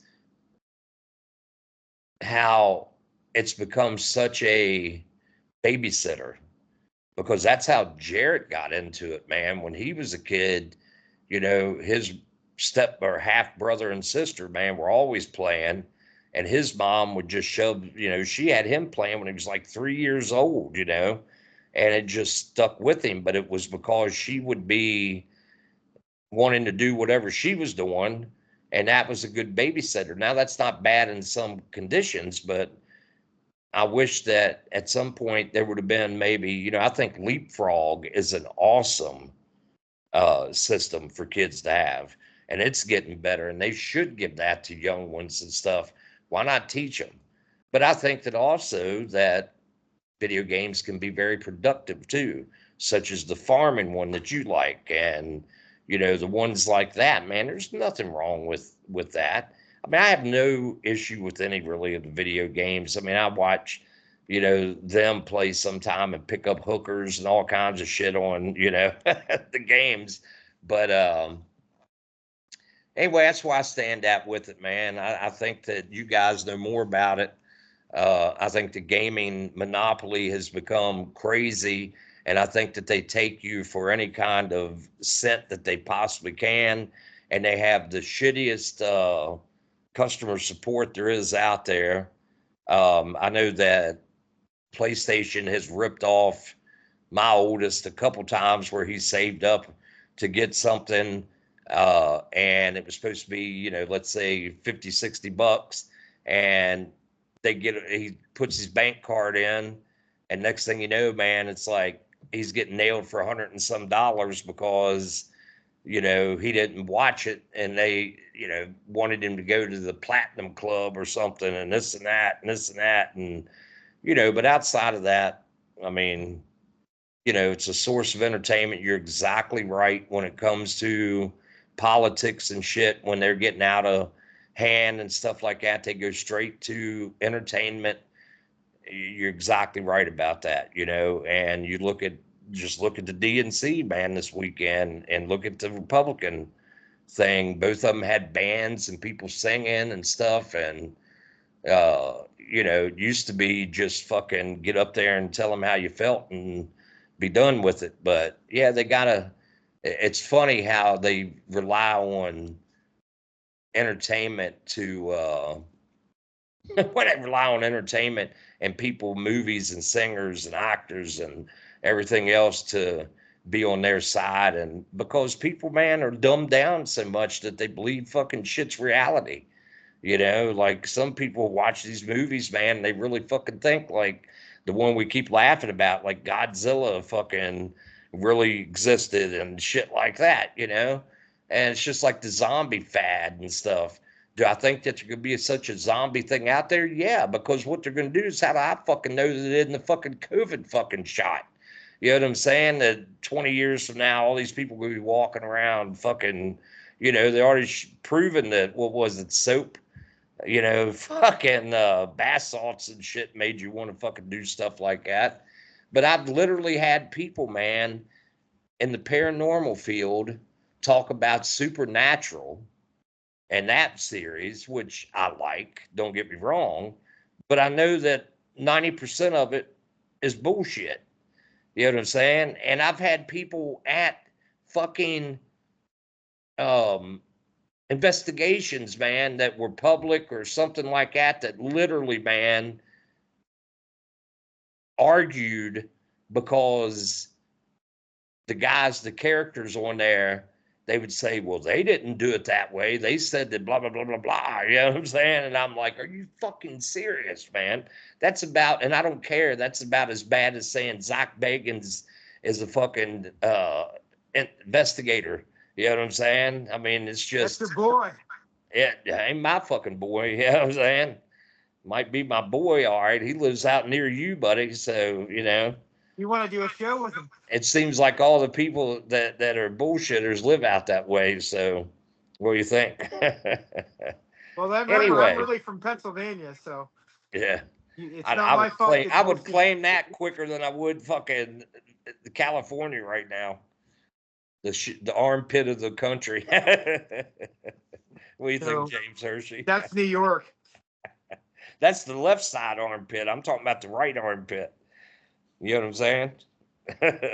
Uh, You got New well, York as the left armpit, and the right armpit's California, and then the crotch both. is right there in DC. Yeah. You know what I'm saying? But But the thing anyway, is, go ahead. a lot of people who think they're sorry about that, but I just had to jump into this. There's a lot of people who think they're the Joker and Harvey Quinn. There's a lot of. I'm glad you brought this up because we could just make this a topic, real quick because we don't have a lot of time. But there's a lot of people who are fighting over movies and they think they're vampires and they think they're giants and they're existed like you were saying, like True Blood. People really believe that shit, and I said the new thing is now they really think vampires exist. Like people really believe Dracula was Dracula, like not Dracula, that Dracula was real, but not the vampire. They made all that was from the Brad Stoker story, but people really believe Dracula existed like that. Like he's a vampire now and he goes around sucking people's blood and he's 400 years old. There's people who believe this shit. I know people who think they're vampires. Cool, whatever. You know, they really drink blood. But that's their thing, whatever. But there's people that think they're thousands of years old and they're living in people's garages and couches. And again, like I said, if you were going to make this much money, we done this on the show the other day, is you wouldn't be living on somebody's couch if you're that old. You would probably live in a castle and have millions of dollars. Because, like I said, again, if you're going to be living on somebody's couch over 1,200 years, you might as well go step out in the sun and burn yourself up because that's the most loneliest 1,200 years of sleeping on somebody's couch. That's the end of it. I'm done. I'm just going to stand in the fire pit and just burn up. But there is a lot of people who are thinking they are cartoons and Deadpool and Wolverine, and they actually go out and get surgery and stuff and do this shit. Like the guy thinks he's a demon and went out and made himself look like a demon. And there's people who are cutting their face looking like werewolves and shit. And there's people who really believe they're fucking werewolves.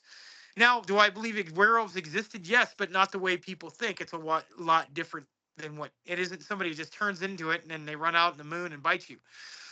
But this is a big issue that we're having. There's a lot of people who are not getting reality. They're thinking they're this and they think they're that, and they don't want to be real and realistic. They're somebody who doesn't work or works at McDonald's and they're Yeah, they're 30 called years old. Democrats.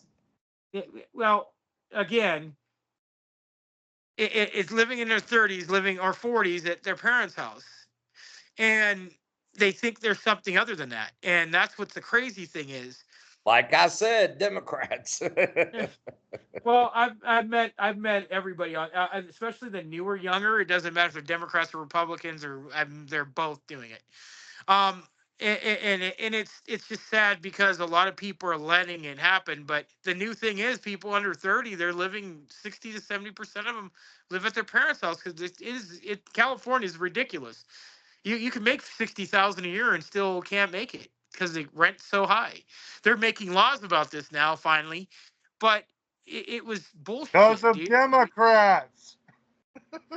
Well, it wasn't the Democrats buying up the houses; it was people and businesses. And when only 14% of California are homeowners, you have a bunch of people making a bunch of money instead of running houses. And it's not Democrats because it's people from Texas. It's people from Arizona buying $400 houses when the house market was dying, and they're renting out the houses to criminals. Who because makes laws? state. That's State the of issue. state. Who runs the state? Well, you know what? That's not my fault. Retarded Democrats. Hey, that's not my fault. I live in a state where I can't control that. But like I'm saying, when you rent a house to 10 people for 10 grand instead of renting out to somebody for 2 grand, that's what's happening out here. And now they're going to do something about it, but good luck because people are just going to sell their houses. And the house market's going to go triple to what it is now.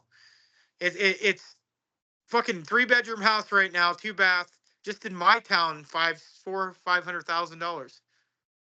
Out there where you guys live, fucking, you could buy a mansion for that. You know, out in the fucking field, mooing fucking cows or whatever the fuck you do in that slum hole of Virginia. And Pennsylvania ain't no better. And you know what? That's why I left Pennsylvania. But they're full of Democrats. So, you know, so again, they're the reason that the Republicans, you know, remember that they lost that state. But it's, I can't hold it against you. You live in Pennsylvania sucks, guys. I'm from Pennsylvania. I never want to go back. You know why you lost Virginia? I'm talking about Pennsylvania. I'm not talking about Virginia. Pennsylvania was Democrat. They have a Democrat governor. They went Democrat. So that's why I said they ain't no better. That's why I said I'm not talking about Virginia. Virginia's majority Republicans. It's just that where they're at in most of the places in Virginia, like Richmond, there's a majority of Democrats, but they scattered around and they said they cheated. Pennsylvania is a whole different story. I'm not talking about Virginia. I'm talking about Pennsylvania. Pennsylvania sucks. Yeah, they moved here from California. I don't want to go. That was my fault. My parents made me move. I had an excuse. My parents moved out here. Andy willingly moved to Pennsylvania. So I mean, that's all I got to say about you. Willingly wanted to go to Pennsylvania. I didn't. I'd rather live in Virginia and Pennsylvania. I'm sorry to say that. Hey, all I got to do is run real fast for about 3 miles, and I'm back home. Well, maybe back you should. Maybe you should keep running. And James agrees. Maybe you should run back to Virginia because Pennsylvania sucks. I don't think you can run real fast for 3 minutes. I'm just saying. I don't think that's possible. Well, Shit, hey, he could now I drive. can't run anywhere with a bad hit. I know Yeah, you're like you got a flat tire. Yeah, but Pennsylvania's, and I have to agree with James. And James will always great. They're full of assholes, and I don't hate everyone in Pennsylvania. My family's from there. It just I can't stand it. I went back there. It was so fucking boring. I just don't like it. I don't like Ohio either. I don't like it. I don't like it back east. Really, honestly, I like California, and it's not just it's not the people. It's just that like I can go to the ocean. I could go to the mountains. I could go to all in about an hour and a half drive. That's one thing that's beautiful about California. The people are not, and the politics are not, but the place is beautiful, dude. That's the thing about California. But I can go to Vegas. I can go to Arizona. It's only a couple hours away. That's why I'm saying I don't give a fuck about what politics are. It's a beautiful place. There's a lot to see out in this state. Texas is cool. I like Texas. It's just too fucking hot in some of the places. Humidity and that's the only reason I don't want to live in Texas. I've been there to San Antonio. I know James has been to Corpus. It's just too hot out there, man, especially in the summertime. But pretty much a lot of places. Virginia is a beautiful place. Pennsylvania is beautiful. I just can't live in damp areas. I always got sick. That's why I had to move out here when I was a kid, because I always got sick. I got pneumonia all the time. I got bronchitis. I had ear infections. I got sick a lot, dude. I couldn't breathe. And doctor. Yeah, but you know, out there in Democrat Pennsylvania, yeah, I had to move. California, when I moved here, wasn't Democrat; it was Republican in the '80s. So it was a whole different story. Now it's changed. It's just the place has changed. Too many people moved out here, thought they were going to be movie stars, and God they're bless not. Ronald Reagan. Yes, you know, even though he lost his mind at the end, but you know what? Who cares? He was a good president. Um, it's just California's a different place. Like, I like it here, but I don't, because I get everything before you guys do. Like, you know, in Pennsylvania, I'll get games and stuff, and I got high internet. We all don't want to go there, do we, James? So, I mean, my internet, just for what James has, he pays all this money, and I pay less than that and still have better internet than him. I don't know how Pennsylvania is. But the thing is, California is a higher end state, though. We have a lot of money coming through here. Pennsylvania is a higher end state. They have a lot of money in certain parts of Pennsylvania. In Virginia, there's certain parts, but it's not like California and Pennsylvania. New York's another place out there in Florida. They have a lot of money going through there. So that's why you have a lot more advantages. In California, it's very liberal, most in a lot of places like LA, but there's like places where I live. It's not really like that here. It's kind of like conservative, but like there's all kinds of mixed of people. It's like a melting pot. No one hates each other. We don't have the issues like you do back east. There's problems though. We have gangs and stuff like that. That's something that happens, and that's just everywhere now. California, just some of the people have a lot of crazy ass ideas, and it's morely up north. It isn't really here. Up in Northern California and Southern California. It's a whole different world. It's like being in a forest, and it's nice, beautiful, like cow land and mountains, and then you come to the desert. It's a whole fucking or the beach area. That's where LA is. It's just a different world. California is. A lot of people came here to become famous, and it's what it is. California's a beautiful place. James would like the beauty of the place. He just wouldn't like the people, and that's just how it goes here. Because it's Democrats run this state. You know what? That's true. They do, but it's still a beautiful place. It still has beautiful. It's not even necessarily that it's Republican or Democrat. I mean, the bottom line here is, and nobody will say this, right? Every politician, everybody lies constantly. They all say, well, the American people are smart and they'll figure it out. No, they won't. The truth is, and nobody wants to hear it, nobody wants to say it, majority of people are fucking stupid. That's the bottom line. That's the truth. You got a bunch of fucking knuckleheads that don't know anything. That's the fucking problem. If you go to any place, I don't care what state you're in, and you go to a city anywhere where there's a lot of people and you just start asking people questions,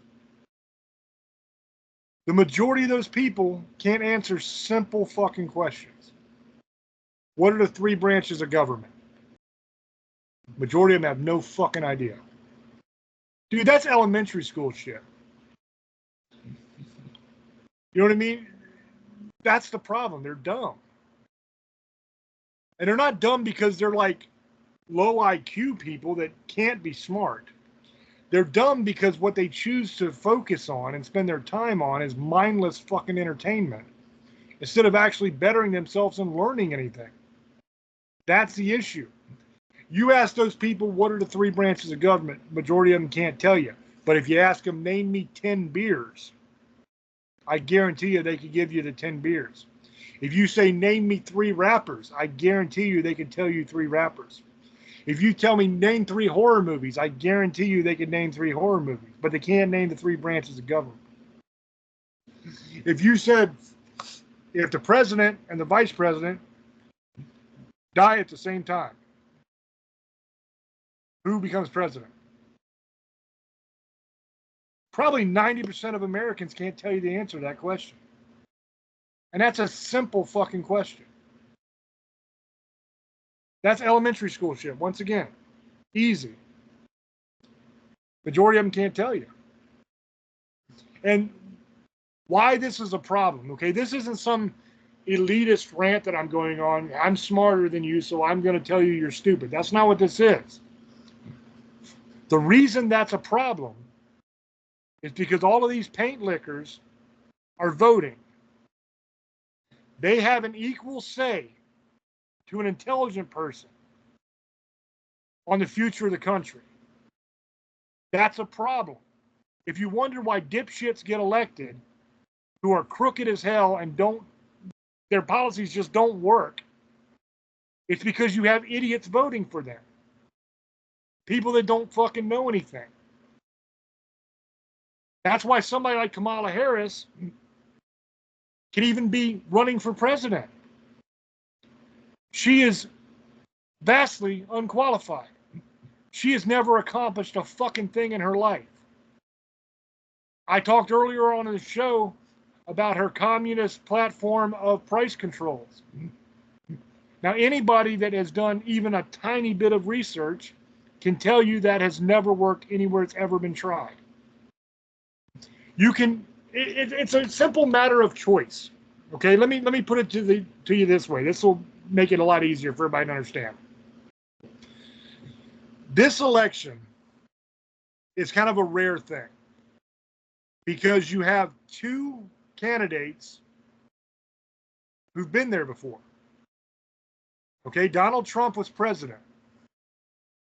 So you got 4 years of Donald Trump's presidency that you can look at what he actually did.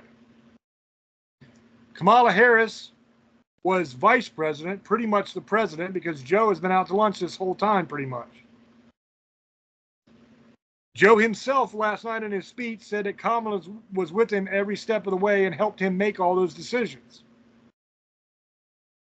He gave her credit for a lot of the shit that happened in the last 4 years, okay? So you got Donald Trump on this side, you got Kamala Harris on this side. So it's a simple matter of looking at each record and saying, okay, what did this one accomplish? What did this accomplish? What was life like here? What is life like here?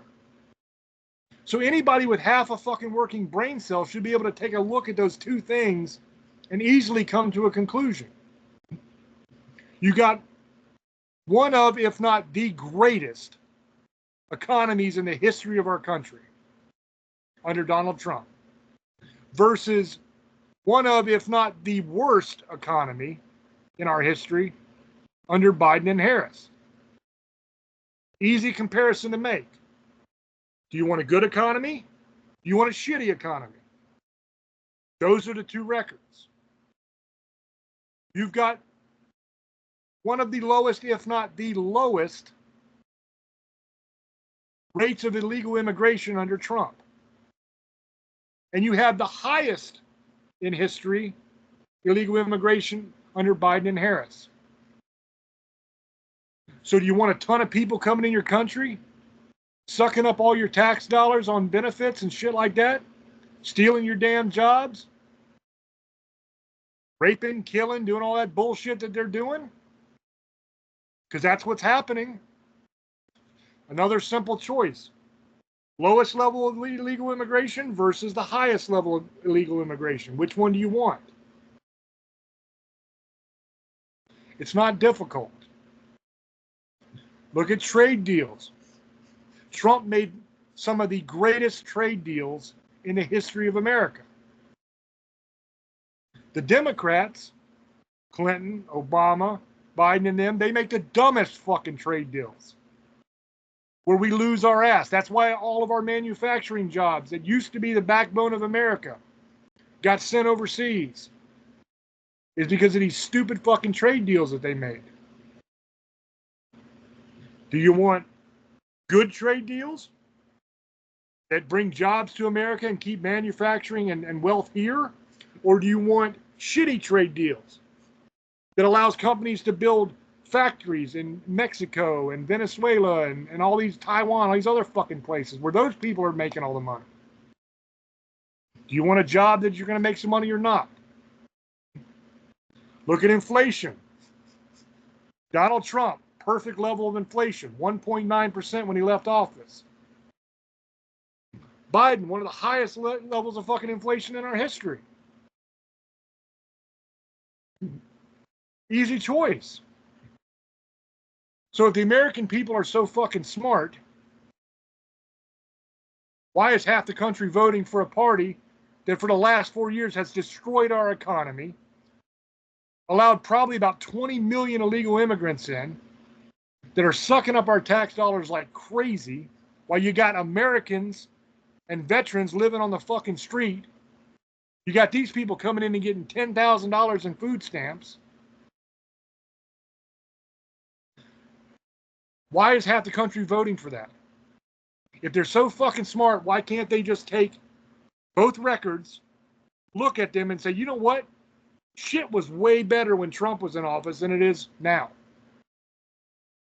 Anybody with half a working brain cell can see that. Why can't they? If they're so fucking smart. The answer is they're not that fucking smart. They're fucking stupid. That's the problem. And we've got to seriously discuss this and come to grips with this in this country. We got to stop bullshitting and pretending like the majority of this country is smart people, because they're not. Now, you can argue about what the causes of that are. Is it because the school system sucks? Is it because, they get distracted and they don't pay attention? Is it because they're just naturally stupid? You can argue a bunch of different points. But the sad reality is, a lot of this country doesn't know shit. And they shouldn't be voting. Because the problem is, if you take a bunch of uninformed idiots who don't know what the right decision is, and you take a bunch of people that know what the fuck they're talking about, and you make their vote equal, you're going to end up exactly where we are. In a country that's completely fucked. Where you got to argue with dipshits online, and no matter how much you prove the fucking point, they still don't acknowledge the point. Probably because they don't even fucking understand the point. That's a real issue. That is a real fucking issue, and nobody will talk about it. And it's a problem. I propose that we have to have some sort of test in order to vote.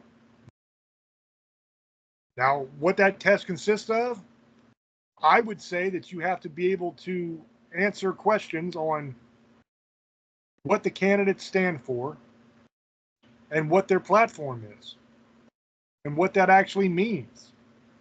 If you can't tell me that Kamala Harris is going to do this, and this when she's president, and you can't tell me whether that's a good or a bad thing, what the impact of that's going to be, then you shouldn't be voting.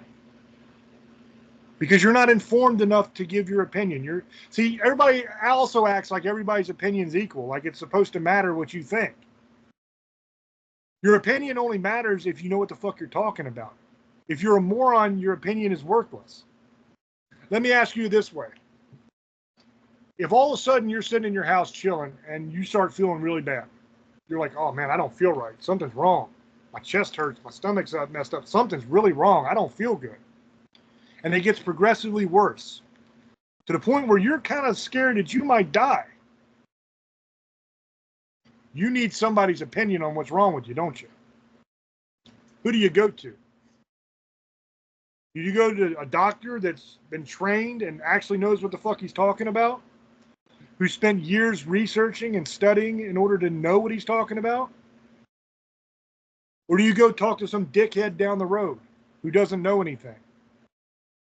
Which opinion is more important? Which opinion matters more to you in that moment?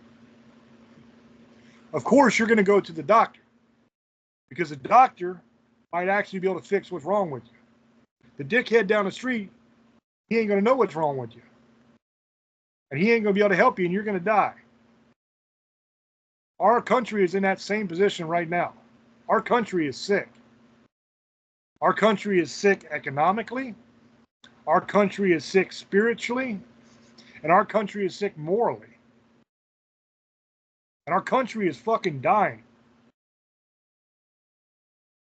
We owe a shit ton of money.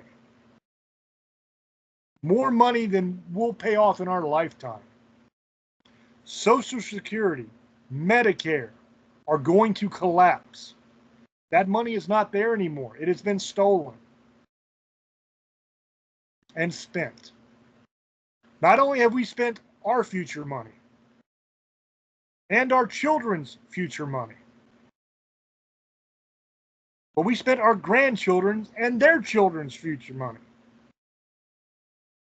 Do you realize that multiple generations down the line from you are still going to be paying off the shit that we are spending right now? Now, why the fuck is this happening? It's happening because people are electing dipshits who don't have sound policy. Now, do you think if those people knew that those people are going to fuck the country up, that they would vote for them? That's an important question. Because if they know that those people are evil and they're going to fuck the country up and they're voting for them anyway, then those people are evil. But if they actually believe that those people are going to be able to fix the country, That doesn't make those people evil. That just makes them stupid. They're uninformed. They don't know anything. That is a fucking problem. And we're going to have to fix it. But the problem is we ain't got the will to fix it as a country. Because everybody's so fucking afraid of offending somebody that they'll never actually deal with the problem until it's too late. Now, they will have to deal with the problem regardless. But unfortunately, that will happen after our economy collapses, our country goes to shit, there's a civil war, and probably we get taken over by another country. Then they'll start going, oh, we got to do something. We got to do something. Well, guess what, man? It's too late now. You fuckers were too busy twerking and lying to the people.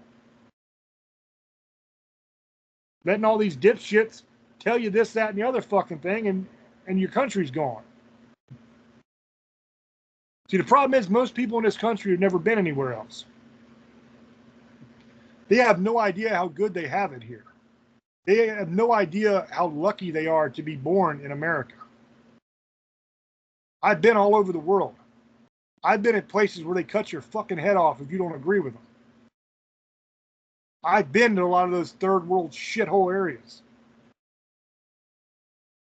that a lot of these woke communist dipshits claim are these utopias.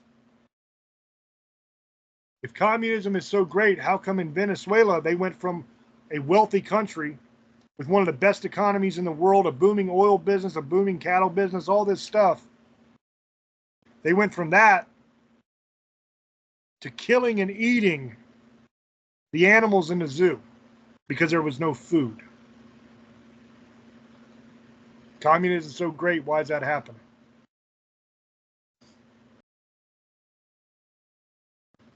That's what I'm saying, guys. These people don't know anything. And it's a big, big problem. And I worry for the future of our country. I honestly do. Because the problem is stupid people just keep fucking. They just keep making more stupid people. And because they don't educate themselves, they don't know anything, then teaching their children is not a priority to them. So they do exactly what Andy said earlier. They plop them in front of a TV or a video game or something like that instead of telling them to go to the fucking library. So then you raise another generation of dipshits who don't know anything. Who just sit there, oh, that's my jam, shaking their ass and twerking and acting like a fucking dumbass. While the whole country's fucking burning down around us. My grandma can't even afford her fucking medicine. Should I take these pills that are going to save my life, or should I eat this month? That's what's going on in our country. While Kamala has fucking dumbass rappers up there twerking their ass on stage. The moronic Democrats are like, I'm with her. Why? Why the fuck are you with her? What is she going to do? Give me one policy that actually fucking worked. I'll wait. You got nothing. What have they ever done that's actually worked? Not a damn thing. Everything is completely fucked. Gas prices are fucked. Inflation is fucked. The economy's fucked. Unemployment is fucked. Crime rates are fucked. They're lying at the convention saying they got the lowest crime rate, violent crime rate, all this bullshit in history. It's bullshit. It's a lie. Do you know why those numbers aren't as high as they should be? It's because the majority of the municipalities and precincts in this country just stopped reporting it. Because they used to report all that shit to the FBI, but see, the FBI are a bunch of crooked fucks. And they're for the Democrats and the deep state. So they said, nah, you don't have to report it to us anymore. So now if you don't have any place reporting murders, then guess what? Murders are way down. Are murders actually way down? No, they're fucking not. But they're bullshitting you. They're lying to you like they always fucking do. And literally it takes 5 minutes to fucking go on a search engine and look it up and see that they're lying. But you can't be fucking bothered to do that, can you, Democrats? Don't have the time. You got babies to kill. You got asses to shake. Look, I got to twerk. I ain't got time to research nothing. As our entire fucking country goes to hell. You got grown-ass, muscular fucking men beating the shit out of women in sports. And you dipshits think it's fair. You have no idea that if you have fucking testosterone that comes from the testes, if you have fucking testes, that means you went through puberty as a male. When you go through puberty as a male, that means your skeletal system is different. Your organs are different. Your fucking muscular system is different. Your synapses fire faster. You have quicker reaction speed. Your muscles heal faster. Everything about males is superior physically to females. But yeah, sure, let them fucking go, right? It's all about equality, you fucking idiots. You don't know anything. Sure, it might be fair to the fucking less than 1% of actual trans people out there. If you say that, it's not even fair then, but you could claim that if you wanted to. What about all the women's lives you're fucking ruining? What about the little girl who worked her whole fucking life to try to be good at a sport so she could get a scholarship so she could go to college and make something of herself? Now, guess what? She don't make the team because some fucking guy's on there. Don't give a shit about her, do you?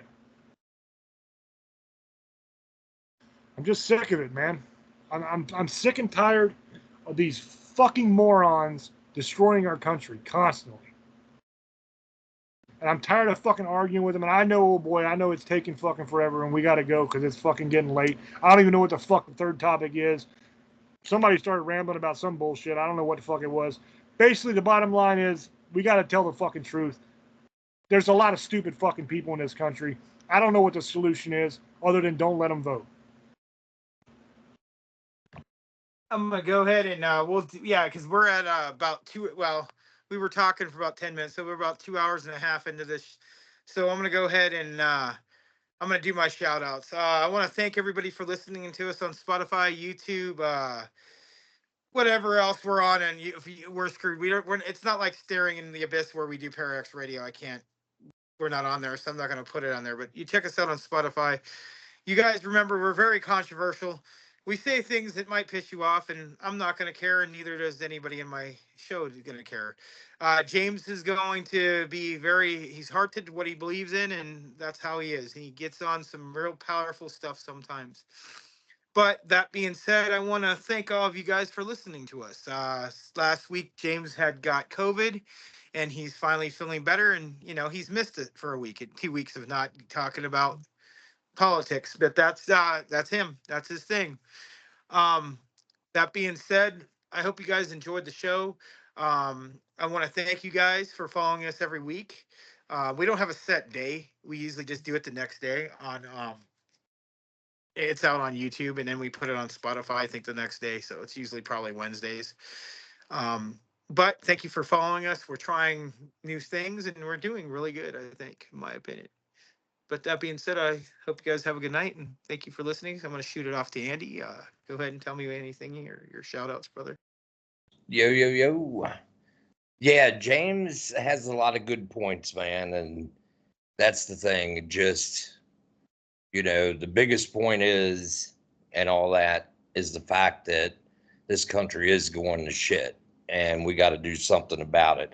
It's still the greatest country to live in, but that's where I want to give my shout out tonight. I'm going to give my shout out to the vets and the ones that gave the ultimate sacrifice and didn't care about if their brother beside him was Republican, freaking Democrat, or, white, black, or, believed in Christ or didn't. These people sacrificed, the ultimate. And, living in Gettysburg or outside of it to see and feel the energy and to see every day, the fields and stuff that so many thousands died for because what they believed in. And that's the thing, man. That's what this show's about, is us giving, our opinions and how we feel on things, and sometimes people are not going to agree with it.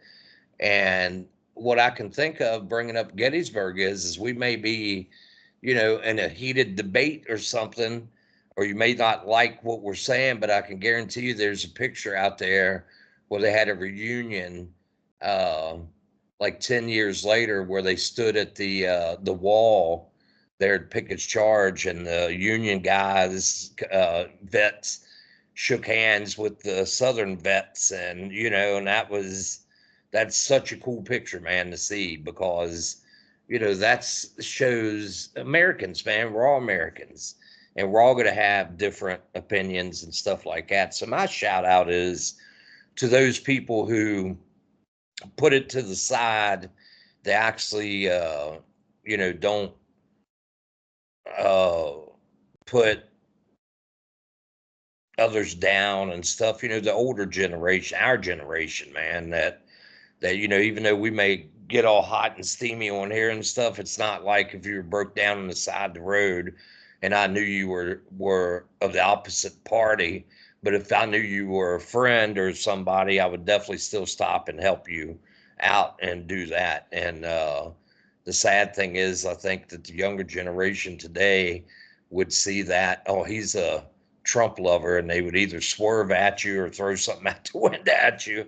But the shout out goes to the ones that actually love this country for what it is.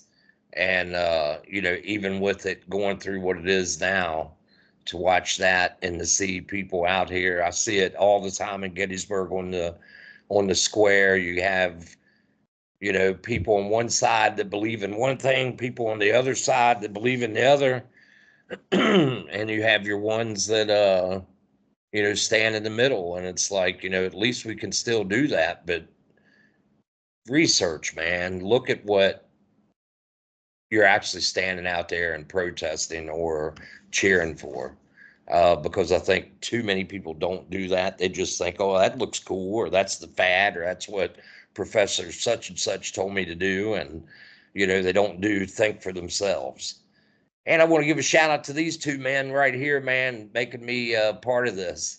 And yeah, all the picking we do about where we live at and shit, we don't care, man. We're always going to talk and reach out to each other and stuff. It's not old boy's fault that where he lives at. So, sad but true.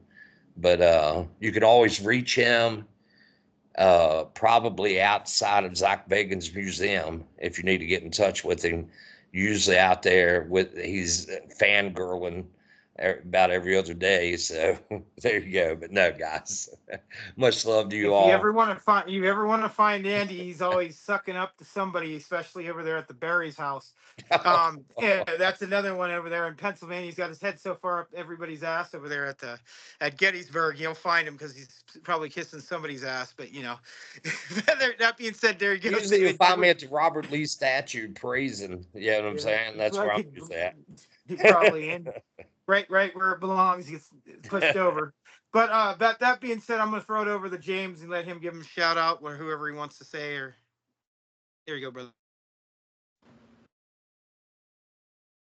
The sad thing is, I don't even like politics.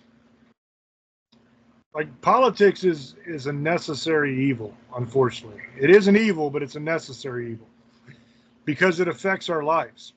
It's the future of our country. It's the future of our children and our grandchildren. So only a fool ignores politics, because you have to know what the fuck you're talking about. Because we are responsible as men for the safety and the security and the well-being of our families. And you can't keep your family safe if the country's going to shit. You can't secure their future if their dollar's only worth a nickel now. That's why politics matters. It's important. Do I like politics? No, I can't stand politics. But unfortunately, that's the system we have. We have to deal with it. And we have to try to somehow convince enough dipshits of what the truth is so that They don't destroy the country. And that's what sucks, man. And it's not just the Democrats that are stupid, man. There's a lot of stupid fucking Republicans too. I mean, like I said in the beginning of that rant, it's not even Democrat Republican, man. It's just people that don't know any fucking thing. And when I say stupid, like I said, I don't mean their IQ is low. They're not like mentally retarded or something. They're just fucking, they don't know anything. And they don't care. They're not bothered to learn. And the problem is you have people that are dumb who don't know anything, but yet they're going to give their fucking opinion on everything, even if they don't know what they're talking about. And that's the most dangerous thing in the world, is a stupid person who thinks they're right. I mean, I'm a very, very smart person, but I'm also a very wise person. And what I mean by that is I understand and I know the limits of my own knowledge. So if it's a field that I'm not aware of anything in, if I don't know anything about it, I'm not going to pretend I'm a fucking expert in it and fuck everything up.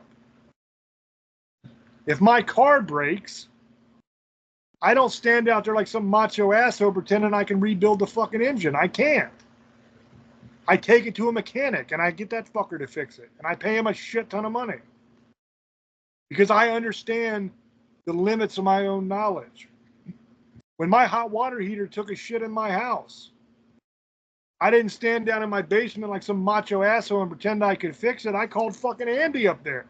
Because he's a plumber. I said, dude, can you come to my house and fix this fucking shit? You can ask him. When I get done, he'll tell you. I said, dude, I will buy everything. I'll buy the hot water heater. I'll buy the pipes. I'll buy you lunch. I'll buy you beer. I'll buy you whatever the fuck you need. Come do this shit because my wife needs a hot shower and she's getting pissed and I can't fix it. I don't know what the fuck I'm doing. Didn't I, Andy? That's what a wise person does. They understand the limits of their own knowledge. He speaks the truth. They say, you know what? I can't fucking do this. So I'm going to get somebody who's smarter than me and they're going to fix this. Now, IQ-wise, I'm probably much smarter than Andy. No knock on Andy. Andy's not a dumb man. Andy's a very smart man. But I have an IQ over a genius level. I was a member of Mensa. I'm a very smart person. IQ-wise, I probably blow him out of the water. But as far as being smart with mechanical shit, especially plumbing, that motherfucker's Einstein. And I'm drooling in my helmet. Okay? I understand the limits of my own knowledge. The problem is too much of our country doesn't. Too much of our country goes out there and tries to wax poetic about communism and tell you why we should turn our entire fucking history, our entire country over to communism. Do they understand the killing fields? Do they understand Mao killing tens of millions of people? Do they understand Stalin starving out millions of people and killing people? Do they understand that? Do they know why Venezuela turned into a shithole where they're eating zoo animals? No, they don't. Like I said earlier, a lot of these fucking protesters that are out there today chanting for the death of the Jews, they can't even find Palestine on a map. They have no fucking idea what they're talking about. That's the main problem we have in this country. Yes, America is the greatest country in the world. I believe that. I've been to a lot of them. But if we don't get a handle on shit, it won't be for long. I mean, they're destroying it, guys. They're absolutely fucking destroying it. I would love nothing more than to hang up my sword. That would be amazing. If I could take my sword, put it on the wall, and never pick it back up again, I'd be a happy, happy man. And I'd just sit here and play Farming Simulator with my smoking hot wife and watch movies. That's all the fuck I would do. But unfortunately, I can't. Because there's a bunch of dumbasses out there who are fucking everything up. And one of the responsibilities I have as somebody who knows stuff is to try to teach the people that don't know anything that stuff. And once again, I understand the limits of my own knowledge. I'm not going to go out there and teach them plumbing because I don't fucking understand it. I know there's a pipe and water goes through that bitch, and sometimes it rains every fucking where in your house because that shit breaks. How do I put it back together? I don't know. Could I figure it out? Sure, I could probably figure it out. if I had enough time.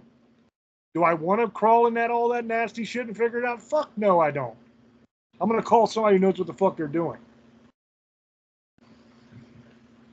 I don't know what the answer is for this, guys. The problem is systemic. The problem is generational. I don't know how to fix it. But I know we're not going to make it any better by continually accepting the nonsense from people. Just like the conversation we had in this show about Xbox and the streaming services and how they're fucking people over, and people just accept that that's the way it is now. It wasn't always like this. It's like this now, but it doesn't have to be. We can fix it. I think things like an Article 5 convention would go a long way to fixing this. In an Article 5 convention, you could have term limits. You could have all this shit that we're talking about in this show and other shows we've done actually put into place. An Article 5 convention is a convention of the states where you can add constitutional amendments that is outside of the purview of Congress or the president. Okay? It comes from Article 5 of the United States Constitution. For those that want to look that shit up, go ahead and look it up. But that's the way we have to go about fixing this, because Congress is not going to do it. They're corrupt. You got to go outside of politics to fix all this bullshit. So that's my shout out, is just all that shit I just said. I hope you guys enjoyed the show. You may not disagree. You may disagree. That's up to you. Either one. You can agree with me. You can disagree with me. But I'm not wrong. That's one thing you can't do. You can't prove me wrong because I'm right. You can't tell me one thing I said that isn't factual. You may not like it. It may piss you off because you might see yourself in what I said. But it's still true. And you're never gonna get past the shitty place you're in if you don't acknowledge that you're in a shitty place and work towards getting out of it. It's the quicksand approach, guys. If you're walking through the swamp and all of a sudden you're in quicksand, you start slowly sinking down. Pretending you're not in quicksand is not going to fix that problem. The very first step is admitting you got a problem. Saying, hey, guess what? I'm in fucking quicksand right now. This is bullshit. This sucks. I got to figure out how the fuck to get out of this. If we don't properly identify and be honest about what the actual problem is, we're never going to be able to fix it. We're just going to keep sinking until it goes over top our head and we're gone. I don't know about you, but I love this country and I love my family. And I don't want to see it go to hell. I don't want my children and my grandchildren and their children to grow up in a country where they're not free anymore. Where some dickhead sitting in an office can tell them what they're supposed to think. Fuck that. I'm an American. I'm a man. I am free. I was born free and I'll die free. Ain't nobody telling me what the fuck to say. Ain't nobody telling me what to think. Fuck you. I am an American. You can make any rule you want. I don't give a fuck. I will not comply. My rights were given to me by God Almighty, and there ain't a man on earth that has the authority to take them away from me. You can kiss my ass. That's the American spirit. That's what we need more of. Not this limp-wristed, weak fucking bullshit that we have today. With everybody being so scared to death they're going to offend somebody. Speak the truth. The truth shall set you free. As always, it's up to you to make up your own mind. And I'll catch you on the next one. Till we speak to you again. Love many, trust few, and do harm to none. God loves you. Even if you are from California. And so do we. Bye-bye. Fuck Virginia.